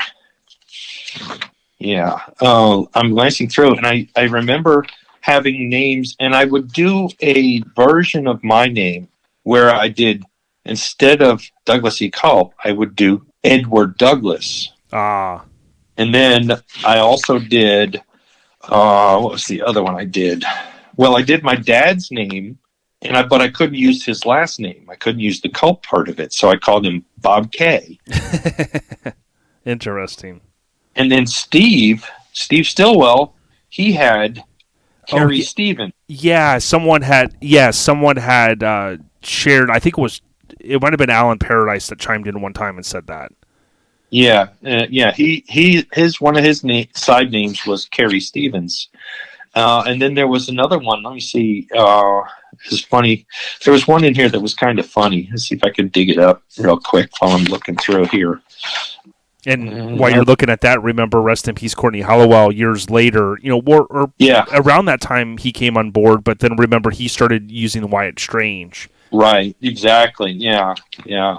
Well, the funny thing is when Steve approached us all and said, "Yeah, you got to come up with other names," I started trying to keep it as like have a little clue that it was me, but it wasn't me. Right. Right. Yeah. So. Like Douglas Edwards or the Edward Douglas, because if you knew me, my middle name is Edward, and you'd say, "Oh, hey, that's him," yeah. And then, but no, and Steve's middle name was Carrie. Got it. Steve Stillwell, so he would do Carrie Stevens. Yeah, and even him, as high up as he was, everybody kind of went with a pseudonym name, I think is what you call it. Yeah, a pseudonym, right? Yeah, and that's what he did. Was his. He actually had another one that I thought was funny, and I wish I could remember what it was. But we also had a few freelance guys that would do work for us and several other, the McMullen line. Bob McClurg, and Bob, the closest thing to a center spread in the first issue was the one that Bob did, was Mission Accomplished. Yes. Which was a beautiful truck. And that was actually one of Bob's submissions that he put in probably 6 months before, not knowing that we were doing a Mini Truckin Magazine. Interesting. So, yeah. Bob was really good. He was a good photographer. He was very funny. I enjoyed, his company when we did talk. Yeah, when you look through the magazine, there's a story about Euro Ranger. Yep. And that I put Bob K on because that was my dad. Oh, Larry's. He had one called Stephen Romero or Stephen Romero. That was Larry. Gotcha. Yeah, interesting. So, and if you keep looking through, you see, man, Mini Truckin's got all these people working for them. It's like, how can they have so many people? That's what we used to think. We're like, man, they got a huge budget. Yeah. And then, the Slammerized, which was the little samurai. Yes, Gumby. I'm looking at that now, and now I was going to ask you about that. That's Robert Stewart is my father's first and middle name. Ah, okay, yeah. So look up the top. It's got my name as the photographer. Yep, at the bottom. Now I posted this the other day because it's funny. That samurai really captures the '80s, like the color. Yeah. I mean the wheel offsets back. It just has everything. And I posted it as a reel on Instagram, and I got like 18,000 views. I mean, it was like a 5-second reel, put some good 80s music to it. And someone chimed in, of course, I mentioned it was Robert Vargas of Escondido, California. And someone had chimed in. They go, man, I remember seeing that. They're like, I think it got stolen, and that's why nobody ever saw it again. Wow, you remember that? Oh, yeah. Yeah. As a matter of fact, when that happened, a month after it happened or something, Steve or Brian or somebody had this idea of putting that photo on a milk carton with a "Have you seen this truck?" Wow! And there was, I don't remember who did it, if it was our in-house staff or who it was exactly, but they have a picture. They have a story with that, telling the story about how it was stolen. And I thought it was kind of funny that they put it on a milk carton. Yeah, and I think it was an issue of Mini Truckin that they did that. Yeah, I think I do remember that. And for the kids that are younger, that was like a thing in the 70s and 80s, and probably even in the early 90s, where it's like if there was a missing kid, so you'll sometimes see that in different comedy skits, or someone on a milk carton. That's not an Amber Alert, but that's what they would do. We put on a milk. Yeah, we put my co-host Mike on a milk carton before, to make a fun joke, Yeah. But yeah, that's a neat thing about, and I always give credit back to the publications, because if you think about, we were very fortunate to have, in this hobby, to have a magazine like Truckin' was this overarching conglomerate, and then they spin off and go, oh, okay, Mini Truckin'. Oh, by the way, Sport Truck, people forget, that's also 88, right, around that same time. So, but they were Peterson Publishing, right? Oh, that's right, in the very beginning, right? Then eventually they were acquired, I think. Yeah, I think Hoyt Vandenberg went over to them. I think he was working with Truckin', and then they hired him out of Truckin's staff and said, hey, we want a guy from Truckin' to do our new book, and he went over there. I think that's it was something like that. And we're very fortunate because we can look back, like we're doing now, we can say, oh yeah, this truck, and with social media, somebody can go, oh yeah, I remember seeing it. That thing got stolen. Now I'm talking to you. You shot it. You're like, oh yeah, I remember that. It's like, dude, 35 years ago. It's like that's the cool thing about our memories, man. Yeah. And well, that exact truck was funny because I saw him at a show in San Diego, and I think it's funny because I think Steve even told me maybe a couple of weeks or a month before that they wanted to get away from the usual Toyota, Nissan, Chevy Love, Mazda. So yeah, that's when I said, hey, what about this one? And he's like, yeah, let's do it. So I did a couple of shots, and the model was a friend of mine who I had used on a couple of other events as well. And Dawn Morgan. Dawn. We were at a show, and I pulled the guy aside and said, hey, can we do this quick little thing? He's like, oh yeah, absolutely. So I thought that worked out well. Yeah, that was cool. It is funny too. And, speaking of things that happen in a very short amount of time and ideas that come to mind while you're out on the road, there is a story in this issue called Wild Window Art. Mm-hmm. I was sitting at a show, and I noticed that all these guys had, their club logos painted or etched or who knows what on the back of it. So I ran around the show and got as many shots of the back of these trucks as I could. And I said, this will be worth a page. Right. So I brought that back and showed it to Steve, and he says, oh yeah, that'd be great. And he actually, it says the Mini Truckin staff, but I think I did that. I can't remember. Right. Yeah, because like you said, it's like with some of those things, that's how the idea comes about. And then if he just gives you the thumbs up, you run with it. Because I know over the years they started, you probably were that was the first one, because they started doing like Kaleidoscope. They do graphic ones or tailgates with the license plates and all that. Yeah, it kind of started that trend. Well, I was at a show in Bakersfield too, where another trend started. It started as just a window art thing, but there was a company in Phoenix or Yuma or something like that in Arizona that did neon signs. And they figured out how to put a 12-volt transformer into a truck. And they were bending neon to fit inside the back window of trucks. Yes. And the first time I ever saw that was at this show in Bakersfield, or excuse me, Victorville. And I did a feature on the truck as well, and then the neon after that. And next thing you know, just out of that one little idea, this guy in Arizona turned it into a business and was selling pre-made neon logos. Signs. Were custom to put. You could just plop them in your truck, and they would have anything from, palm trees to dolphins jumping or whatever. They would have it all pre-made that somebody could just buy and put in their truck. Yeah, that's just interesting. And now we're seeing guys do it whenever guys in the truck scene's doing them with truck logos because, now the technology is like with LEDs and all that stuff. But you still have those vibrant kind of 80s, I call it Miami Vice style colors that are so popular. I mean, they're just ultra popular now. So it is crazy. As an offshoot to that, when I went back to Miami, Steve was begging me to do some shoots. When I went back to Florida, he's like, I need stuff from Florida. You got to come, you got to start doing it again. Because for a while I was kind of like, I just wanted to get away from it. But the weird thing is he kept calling me, and all these other people that knew me were like, yeah, we got an event, we got a show, can you do coverage? And I sort of hemmed and hawed about it, but I went ahead and did it.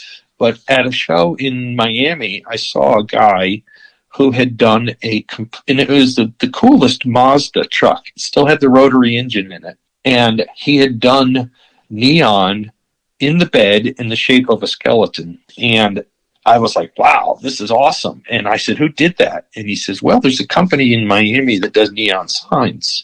And I went and contacted them, and they said, well, yeah, it's funny thing you called because we're actually putting together a line of neon to put under your vehicle. Wow. And they were doing it for everybody, not just mini trucks. So I told Steve about it. He says, oh, yeah, well, see what you can do. Can you do a night shoot? Can you do a shoot where you see the tenant? And I found out there was a sub shop called Miami Subs. Mm-hmm.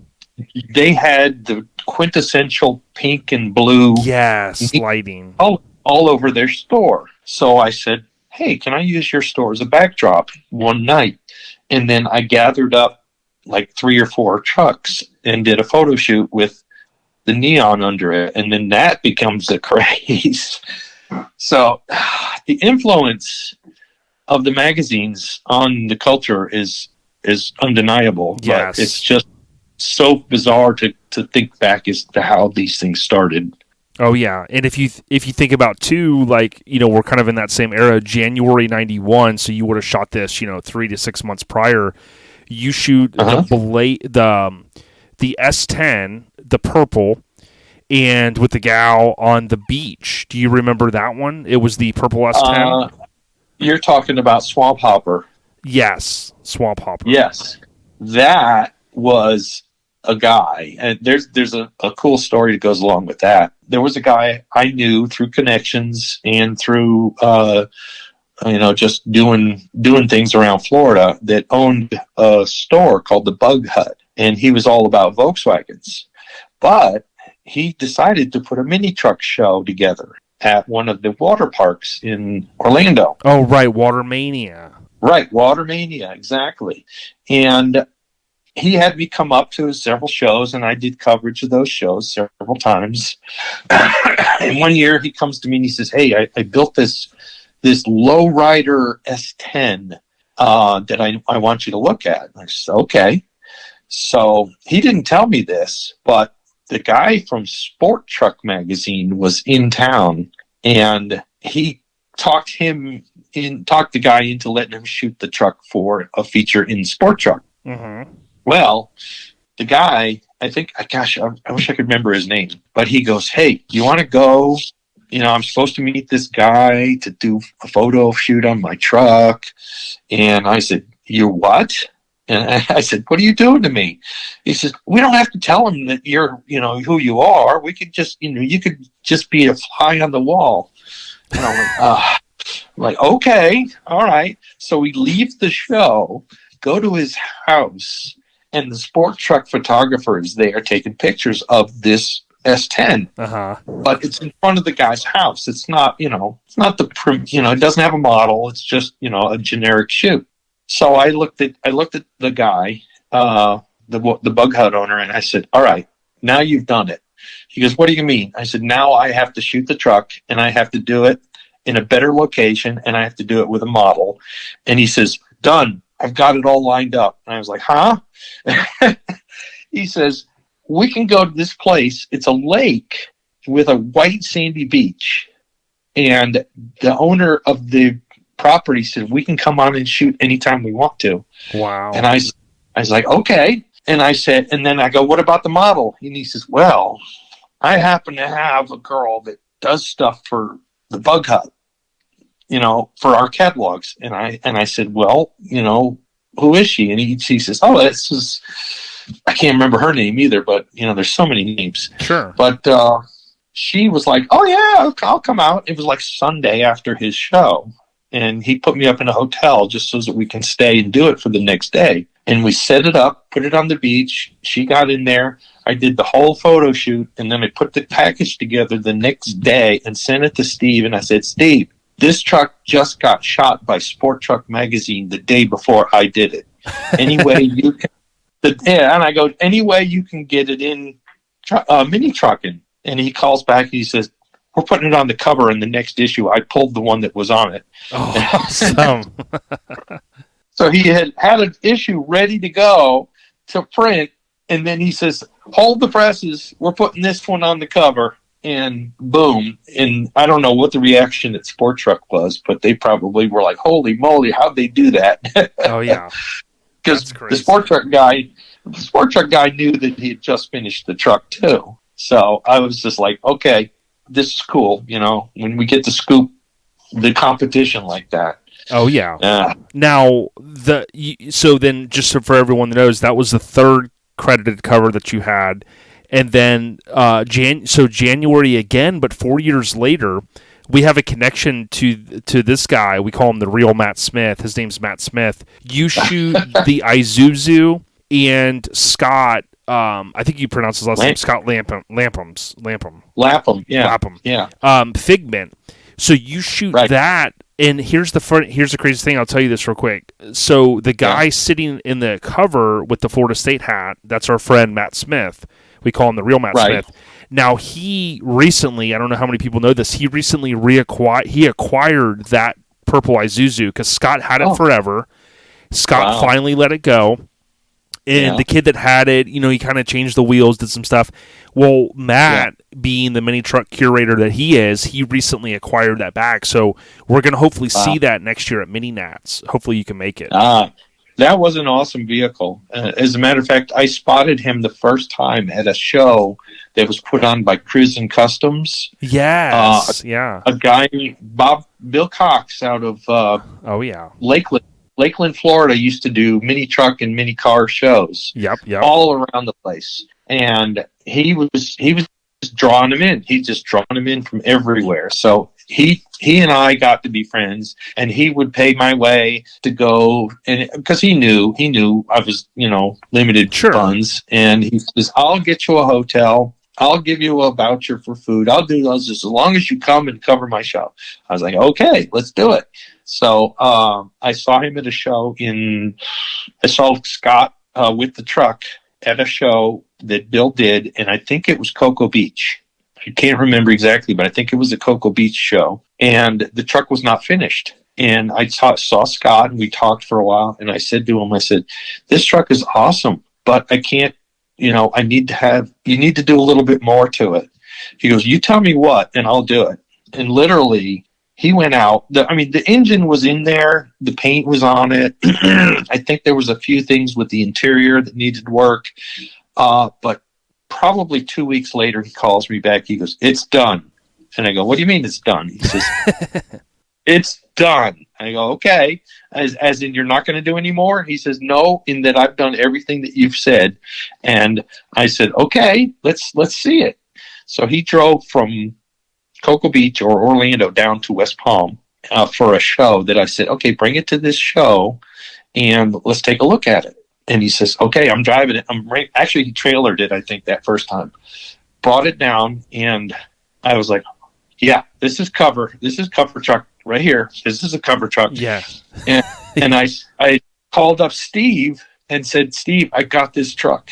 It's metal flake purple, Isuzu, convertible roof. Rear engine. With a Olds 88 V8 chrome to the hilt in the bed of the truck. He's like, really? I said, yeah, you're not going to believe this thing when you see it. He's like, oh, what is it? I said, it's an Isuzu. He said, an Isuzu? He says, we don't do them very often.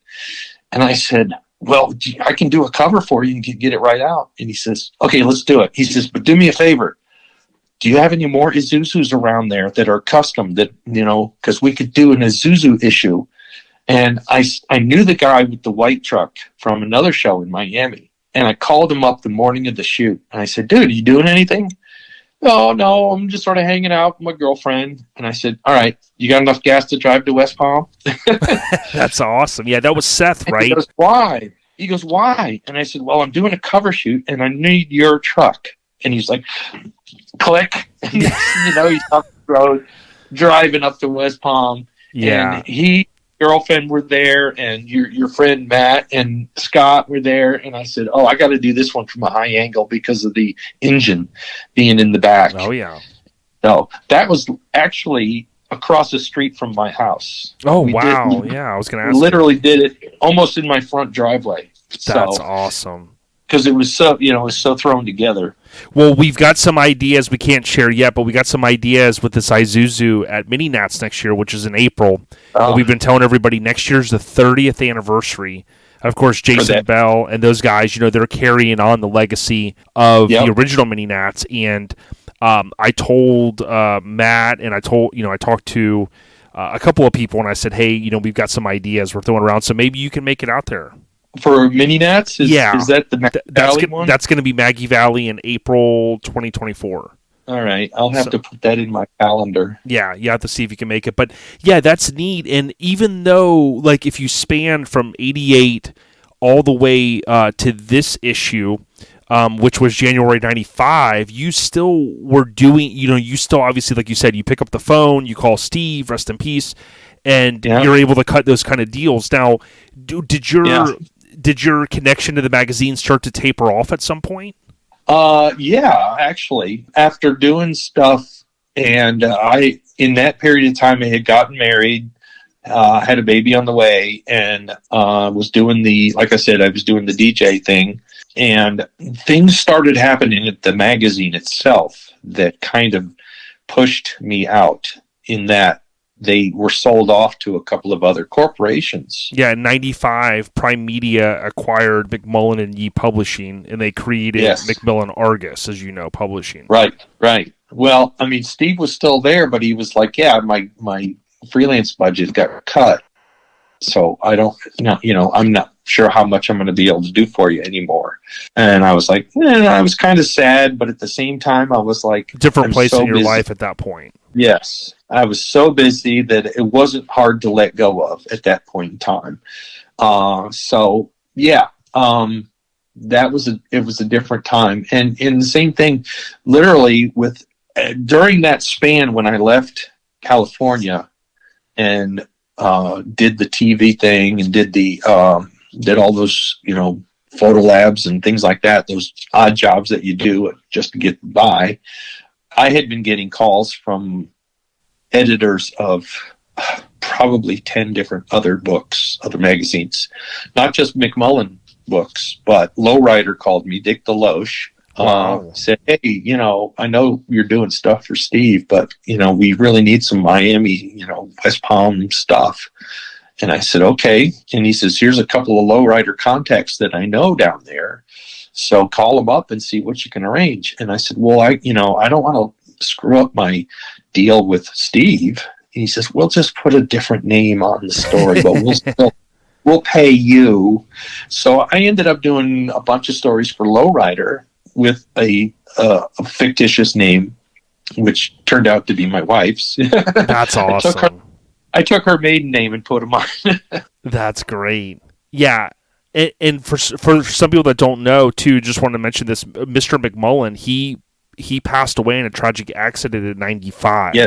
Which probably was a plane. He had a personal airplane, and he was flying somewhere, and either mechanical problems or weather related. I don't know for sure. But yeah, he passed away in that crash along with his wife. Oh, wow. Rest in peace to him. And that's probably what ushered in, naturally, the boss is, he's, and then things, in the mid-90s, things were changing a little bit. And, obviously pretty far from the internet starting, but you know what I mean? Yes. And like I said, they changed the magazine around. You saw they got rid of the rainbow logo for Truckin', and you saw how many iterations there were for Mini Truckin' and their logo. They changed that.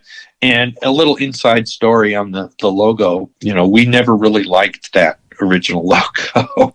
From issue 1. Right, from issue 1, nobody really liked it on staff, so it got changed probably 4 or 5 times over the next few years. And I think this number 1 issue is the only one with that bright pink and yellow. It is, and the neat thing is, I think Logan Wade. I mean, I haven't really got inside his brain yet on this topic, but I think some of the strokes and stuff of the new logo. Obviously they're paying homage to a certain extent throughout the years, but I do think it has that hint of the original first logo. But here's the other thing too: when Alan Paradise was on, and everybody's going to have their different iteration, not creating any controversy or anything here, but Alan kind of had recalled even going to the guy that maybe designed the first logo and things like that, and it's neat to hear that stuff, even that it's 35 years later, if that's 100% true or even 95% true, because the cool thing is like we wouldn't get to hear any of this stuff if it wasn't for you guys. Well, good thing we're still alive then, huh? right. Yeah, for sure. Yeah.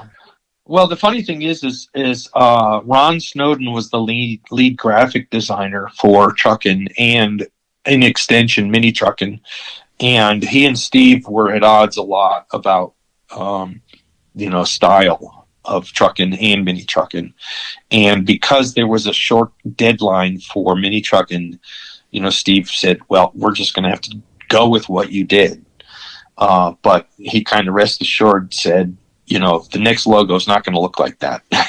Yeah. So, interesting. And everybody had the same idea, right? So, yeah, and something I wanted to mention too, and I think you kind of hit on it earlier with talking about the Fuji film and stuff like that. When we had Brian, Chrome, right? Yeah, Chrome. When we had Brian McCormick on, I always loved reading his editorials, and Brian gave us a lot of cool insight.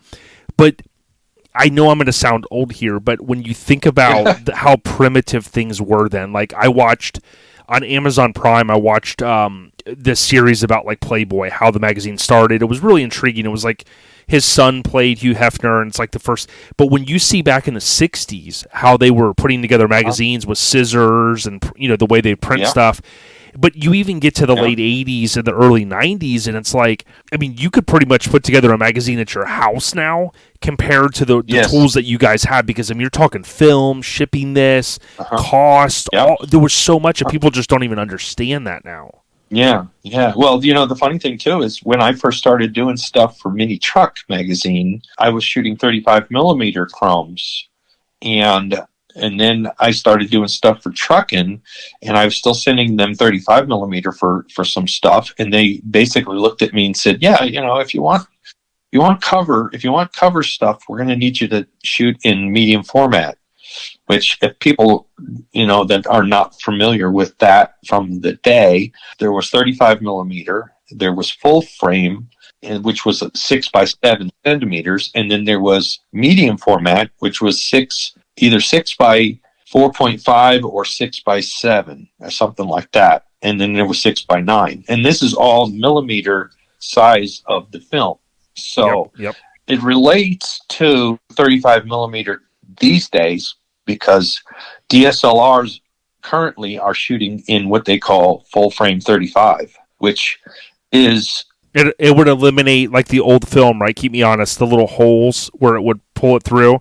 It's that same size film without the holes, right? Well, 35 millimeter was actually, it had holes on the side, and it would pull from a canister across what they call the film plane, and that would be where the shutter would expose it. Mm-hmm. And then when you shot it, and then you hit the lever, or sometimes if you had what they call the speed drive, every time you hit the button, it would advance. Right, that was like a revolutionary thing when that came out. Right, yeah, and they had speed drives that could do up to 4.5 frames a second, but most of them were 2 frames a second. So if you had a power drive, it was the fast one. But yeah, now you can shoot in what they call burst mode in the DSLRs, and because you're not having to transport film across a exposure plane, the camera can reset itself within a millisecond to take another shot. Yeah, and they even have far. And they have active tracking on the focus too. So if you have your focus set on a certain subject, and the subject is changing its distance between you and itself, the camera will adapt to that and actively track the subject, keeping it in focus, even in burst mode, which back then you were just like, there's no way. There was no autofocus. You just had to be good to do it. Right. No, that's cool.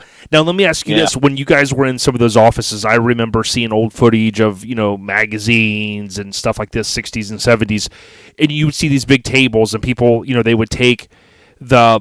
I don't want to say the slides, but you'd have the chromes. The chromes would be laid out on a giant light table. And the light table. And you look at them to a certain extent, right? Because there was a cost associated, I'm assuming, with developing all this film, even if it's in-house. But do you, would they kind of look at it and go, okay, yep, this is, boom, right here you go. We got this. This is going to be the cover right here. Like, look at this shot. And you're looking through there, and you're like, all right, run this.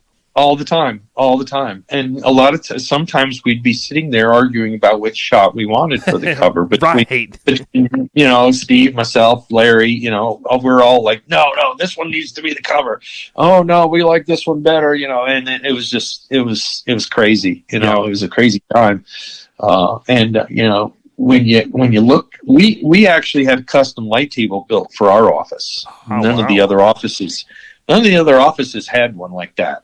And it was funny because they would all come over from the other books and go, hey, can we use your light table? And we're like, no. Yeah, see, those are the type of things that, like, when you watch those YouTube videos, it's like, 10 things you'll never see in a car again. It's like ashtrays, cigarette lighters, roll down windows, right, manual. But if you think about, too, like, even in the magazine industry, and you think about, I don't know a lot about the comic industry, but I know there was a guy that we knew, and his son went to some prestigious school, and he got on with like Marvel. And there might be one guy at Marvel that can do this one thing really good, and he or she does their part, and then it's it's all online. And then you have the next guy or lady that comes in, they draw, and it's all layered, and it's just like boom. It's like you could make a major motion picture almost everybody working remote to a certain extent. You know what I mean? Oh, absolutely, yeah. And, that's the way of the future, and the way of now. Exactly, is that collaboration happens across the internet. There could be a guy in New York with an idea, and another guy in Atlanta that has the expertise to make it happen, and they're just Skyping, or just saying Skype makes me sound old. You're like, I remember in my day we used to have a thing. Wait a minute, it's FaceTime now. FaceTime or Zoom. Right. No, yeah. That's the truth. I mean, Zoom is the same thing. And speaking of doing that, the first time, now we didn't bring it up yet, but I produce a online video magazine called RevinTV.com, and when I had my logo built or made, or however you want to pronounce it, I used a guy in Orlando that currently works for Disney, but he was like the best guy I could find. And I went back and forth with him for 3 months about my logo idea.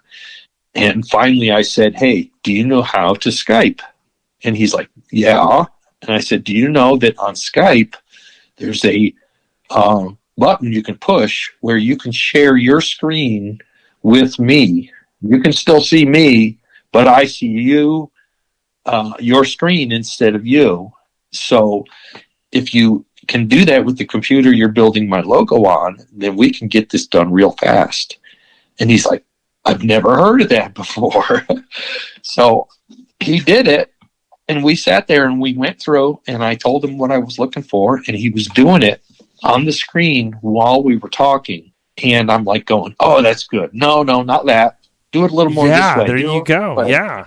And he was afterwards, he actually got, I don't know what he said. I don't know if it was a Facebook or a MySpace. Maybe it was MySpace that he was on. Right. Think, might have been that far back. But he says, just finished doing a logo for a new client and did something extremely cool. And he described how we went online and did the thing. And he says, anybody else out there want to do this? I'm more than happy to do it for you because it saves me time and we can collaborate live. That's awesome. In person online. Yeah. And from that day forward, he was like, oh, this is the only way I'm working. Right. Yeah, that's awesome. Now, that was a perfect segue because I was going to bring this up. Now, REVNTV.com, right? That lands you on the Facebook page? No. REVV, two V's, two Victors, INTV.com. Yep. So what I want to tell everyone is REVVIN, so two V's, Revin, IN. Yeah. So REVVINTV.com. If you go to RevinTV.com, you're going to be able to watch and even link over to the YouTube channel. But the cool thing is you can see them all right there on your main page. Right. I set the web page up to be just a video, a place to park video. Almost. Yeah, you can look back. I have it set up in show coverage. I have it set up in feature cars, and then I have some archived. I mean, some of the videos I've done when I was still in Florida, like I had done Daytona Turkey Run. I had done Ocala Pumpkin Run. I had done at PBIR, which was Palm Beach International Raceway. We did a couple of shows there. And some of those are way back when I first started Revin TV. And I'm doing things differently from then. Back then, I was using a full-size broadcast camera, and it got heavy over the years. Sure. So I don't want to give away secrets. Right. I mean, unless you've seen me at the car shows, you would not realize that we don't use those big, giant cameras anymore. Right. Yeah, and I like that, bumping into you and meeting you at the Spark Show, one of our favorite shows in Sevierville. Uh-huh. The cool thing is that I had seen your YouTube channel, and we exchanged a comment here and there, and it was neat to go on your website afterwards because, like, you have two ballistic on there as a tribute. You have hot rods, you have full size trucks. You're not just one one kind of automotive website. Well, right. That kind of reflects what I went through in my transformation from mini trucks. Because, I started out as a mini truck guy, and, I owned a Toyota, 74 Toyota truck. And, back then, you didn't do much to them. I mean, I put like Kragers on it and fat tires and like a ground effects kit. But that was it. And then, as time went on, I started looking at, the other cultures of rodding, besides mini trucks. You got the muscle car guys, you got the street rodders, you got the full size pickup truck guys. There is so many different iterations of the culture that I had to reflect that when I did Revin TV. I couldn't just pick one, and that was one thing that kind of I understood later on after about working for magazines that were specific to one genre, was that there are so many different ideas from people. They all have, I don't like mini trucks, but I love 34 Fords or, something like that. You're all one group, but you keep yourselves separated. Right. And to me, you're all in it at this, all the ideas are all together the same. And that's what, to me, is impressive about the mini truckers of today, is they are throwing some tried and true hot rod tricks into their mini trucks that are just, so cool, to see a guy doing suicide doors. I mean, those have been around for 100 years. People are doing, the buildup of the engines the same way. Now, obviously, there's so much more technology there too. Sure. You've got the fuel injection. You've got so much more going on there that both the street rodders, the muscle car guys, the full size truck guys, the mini trucks, the Volkswagens, everybody they're working out of the same basket kind of technologies and trends. And, it's kind of crossing over. And, I hate to go to a show and see, a group of guys that is put themselves into a corner and they won't talk to these old school rodders, or the old school rodders won't come and talk to the mini truck guys. And it's kind of sad. Yeah, because we're all in it for the same love, the automotive world. Here's something I want to reinforce, though. We're talking with Doug Kulp, REVVINTV.com. Yes. One thing that we didn't really spend a lot of time on, but I wanted to highlight it, is if you go to his website, you're going to see, not only was he the Truckin Magazine feature editor, but you've got deep inroads to the commercial producing side of the house from an ABC affiliate standpoint, and that's big stuff, right? Because there's pressure there, there's ad sales that go along with, now we have to produce this content, we want to make our clients happy. So you've been able to take some of the editorial stuff, mix that in with some of your affiliate stuff with ABC television. And oh, by the way, you've got a very nicely well-produced Revin TV content, if you will.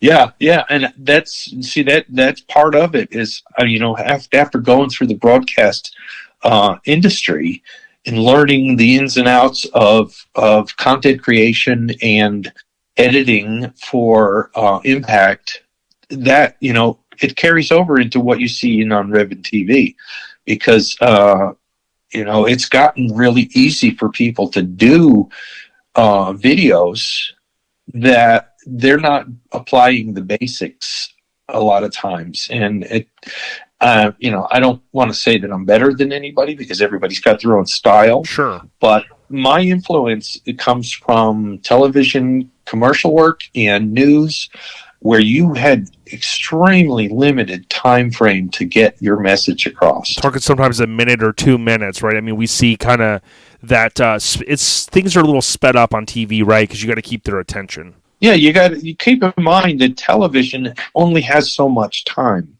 and they have to cram everything they want to into that time frame. Where on the internet, it's open-ended.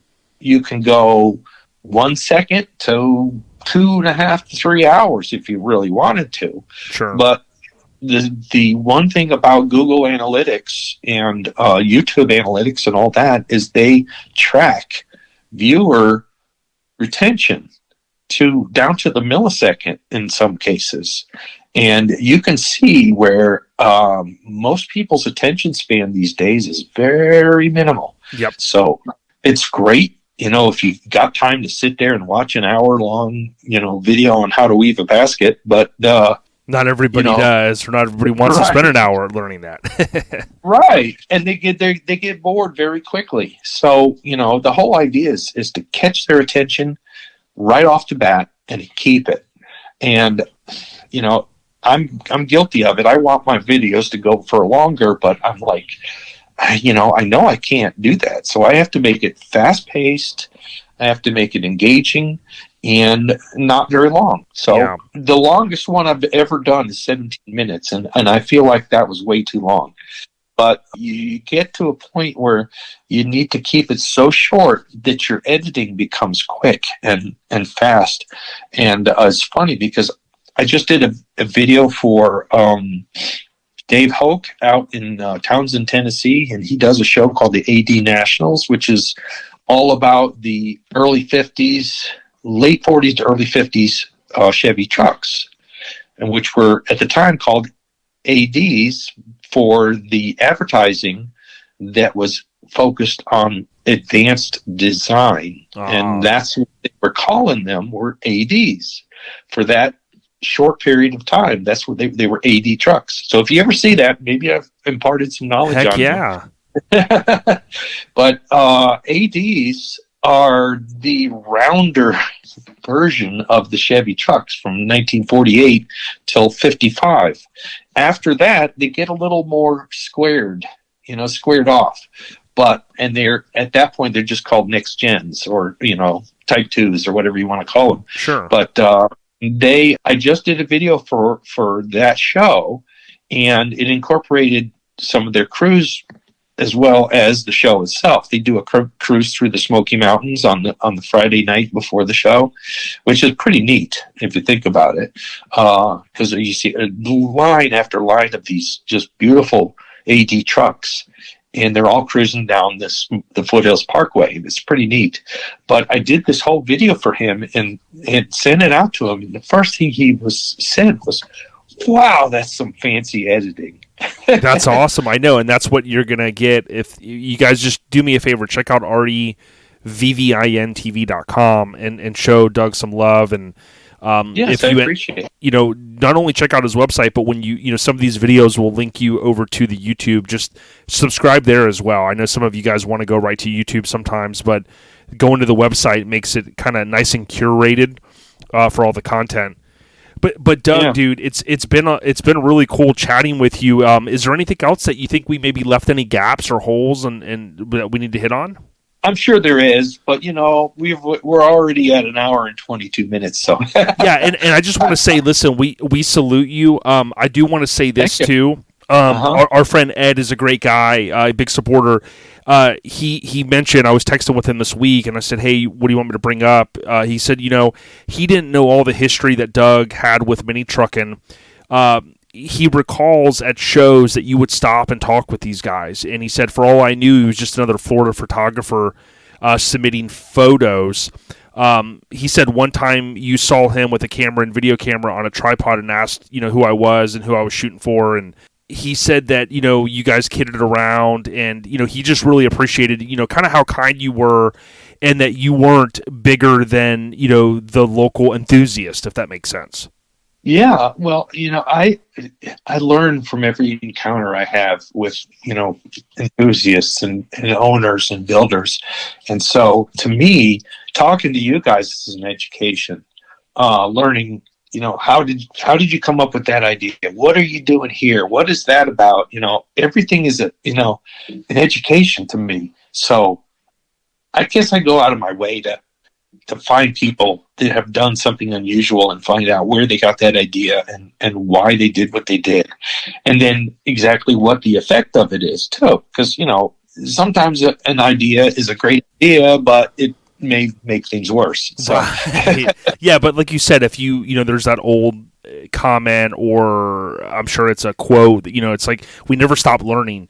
And that's one cool thing that I've always thought about is when you go to a show and you interact with people or you see something cool, stop for a minute if you've got it and talk with them about their ride, because a lot of people, especially someone like yourself that shot for a national publication and has other inroads in media, it means the world to them. And for someone like Ed, who's well respected in our area, to remember that, that those are good. You had countless interactions like that, but it's still neat to have someone reflect on that. But Doug, I can't thank you enough. Exactly. And like I would tell everybody again, you think of you had 4 cover credits to your name, but countless other tech articles and features. We've learned a little bit even with Lowrider Magazine with different aliases and stuff, and it's really neat that you shared your history with us, man. Well, actually, yeah, the 4 cover shoots that you have, or you're talking about, are just for just Mini Truckin. Yeah. I don't even know how many with Truckin. Yeah, I was going to say with Truckin, and then possibly other publications. Yeah, I did covers for Street Rodder. I did covers for All Chevy Magazine. I did covers for even VW Trends. I think I had 1 or 2. That's awesome. Just so you know, I'm not just American. I have publications overseas too that are using my stuff, or did use.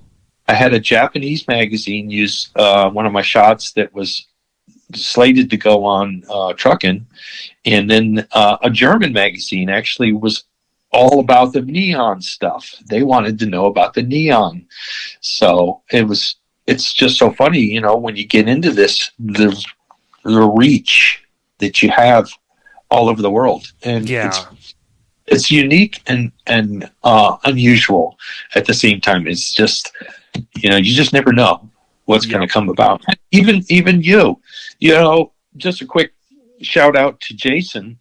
He had the video blog about the first issue of Mini Truckin', and my nephew-in-law saw it, and he sent it to me. Oh, wow. That's how it happened. Wow. Right, yeah. He saw it, and he says, hey, isn't this the magazine you used to work? I go, yeah. I said, send that to me. So I downloaded it and watched the whole thing. Yeah, and I think you commented, and Larry even commented, I think, on one of them, but I think you commented, and I was like, man, we got to link up. So it was neat when we were at the Spark Show. You came over, and you know, it's so neat, and I just got to throw this out there for everyone, you know, that doesn't know. Mini Truckin Magazine is back. It's Mini Truckin with an IN magazine, and what I would tell people is go out there and support the cause. You know, it's pretty neat that you were both Logan Wade and yourself were both there, and Logan's leading that effort. And as you can imagine, you know, it's an uphill battle, but you know, the passion that people have, I think that really drives some of the things that we love. And I certainly would encourage people to get on board and get ready, because next year is going to mark the 10th anniversary of the magazine going away in May of 2014, and they're looking to basically have minimum of 3 issues in print next year.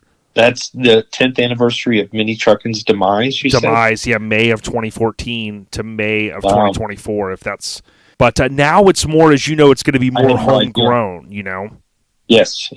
It'll be a lot of East Coast stuff, I think, right? Less of the West Coast. Yeah, I think he's going to try to mix it in, but I think obviously things have changed a little bit, and some of our good West Coast people have even acknowledged, you know, the West Coast really as of late hasn't had as many shows. I mean, they're not down to zero. Don't get me wrong. No, but there's a lot of Midwest, there's a lot of South. We call it Third Coast down in Texas.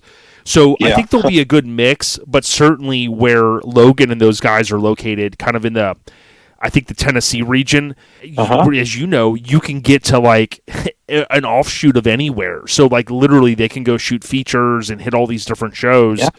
Whereas, you know, I'm in Florida, it takes me 4 hours almost to get out of the state, you know? Yeah. Yes, true. Yeah. Yeah. What is it? It's like a 7-hour state, right? If you go tip to tip. Yeah. A long drive for sure. Yeah. I appreciate, Sorry. If I could encourage anybody out there that is interested in becoming someone that like supplies photos and stories for, you know, myself, Revan TV, or, you know, the new Mini Truckin, or even, you know, like Dan Ledbetter has refired the VW Trends. Yep. Yeah, they're back in print now too, and you know, it's like you said, it's a grassroots thing. These guys that are fans of the originals are like sad to see them go, and they're trying to bring them back in their own way. And the reason I did Revan TV was I just felt like I wanted to be back in it. And the only way I could do it on a budget was through the internet. And combining my experience from the publication and from television, I said, there's no question. It's a no-brainer. Boom. Right. It has to be an online TV. And that's why I added the TV in there, because I wanted to push the fact that it was video. So, you know, hopefully you guys can sit through, you know, a 3.5 minute video on a show. Yeah. And we'll make sure we push it and tell people, hey, check it out. Support someone that supported our hobby for many years, including the infancy, if you will. And we can't thank you enough, dude. We salute you, and to you and your wife, you know, enjoy the rest of the week, brother. I appreciate you doing this, and I appreciate you and the following you're building. So it's great to see it. Dougie Kulp, one of the OGs, the legends, if you will, from a Mini Truckin Magazine standpoint. Thank you so much, Doug. Yeah, not a problem, buddy. Appreciate it. Yo, thank you so much, Doug Kulp, for joining the show. Appreciate everyone listening through. I'm going to wrap this up. Got to thank Joey and Tyler as well for coming through. As always, we couldn't do what we do without our title sponsor, Scraping the Coast. They've been with us since day one. join us 2024 in June for Biloxi, one of the biggest, baddest shows at the Coliseum. More to come on that event. Now, typically I'll cover this before the title guest, but I'll wrap it up with this weekend, as Mike mentioned earlier, is Showdown in the Valley. You can find more information on Facebook. More than likely, many of you are booked to already go there. If you aren't and you want to find out more about this Maggie Valley event every October, showdowninthevalley.com has more information. It's going to be the 6th, 7th, and 8th this weekend. The following weekend, I did want to link up with LMC, but they are having us up as guests for Cruising with Cruisers. That is in Whitesboro, Kentucky. You've heard us talk about that event. We hope that you can join us. Many of you have kind of jumped on and said, hey, we're going to be there, right? We want to support a great cause. That's going to go down Friday with a bunch of festivities, the show on Saturday, and then we'll peel out early Sunday so that Mike and I can be back to work on Monday. That's the 13th and 14th that weekend. The following week is going to be Last Resort. So Last Resort, of course, Louisiana Oil and Gas Park. The KIK family is behind this one. LastResortShow.com for more information. That's every October. This year it's going to be the 20th, the 21st, 22nd. That's the weekend of my son's born day, so we'll be staying local. For anybody that's in Florida, there is a show in Lakeland, Lake Mirror Classic, and I know it's going to be somewhat of Concours d'Elegance type show, but I think there's also going to be a lot of other stuff, and I believe it's donations only. It's for a charity. That's out in Lakeland for anybody that wanted to know. I didn't mention this earlier, but SEMA 2023, I did book for that. I'm especially excited to go see my brother Randy with Two Ballistic. Of course, he's repping NC. He's going to be out there in the kicker booth. We'll talk more about that, I guess, on the next episode. We got one more episode before SEMA, and I'll try to do maybe a SEMA preview of some sort. But Las Vegas, we're going to be out there. I'm not going to stay the whole week because I'm going to come home and do some family stuff as well. So it's that work-life podcast balance. We will be at the SEMA kickoff party, which is hosted by Freaks of Nature at Hogs and Heifers. That's going to be Monday, October 30th. SEMA will kick off on Tuesday the 31st, technically, and it's going to run through that week. But rest assured, I'm going to do as much as I can that Monday, Tuesday, because I'll be gallivanting home on that Wednesday. So my understanding, Pat Nickel out there is going to be out there. You know, he built Ballistic 30 years ago, and there's going to be more coming on Randy's Two Ballistic that we'll be able to share with you guys and ladies in the very near future. After that, we're going to have the 6th annual Tampa Kennedy Cruise on the 18th. That is 60 years to the day that JFK visited Tampa. Of course, the 60th anniversary of his assassination is also coming up. That's going to be on November 22nd, but we will do our cruise on the 18th of November.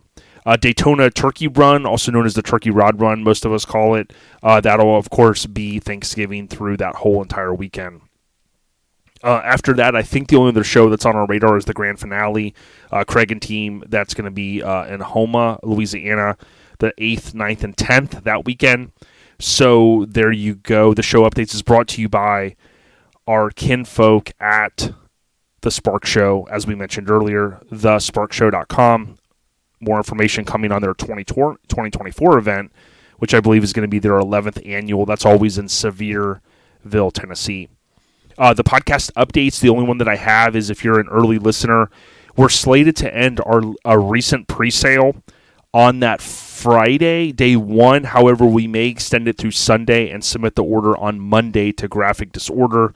We've got a Mazda, Chris Anders Mazda, that appeared on our River Run shirt, but we've done another remix, and we have the full laid out topless Mazda.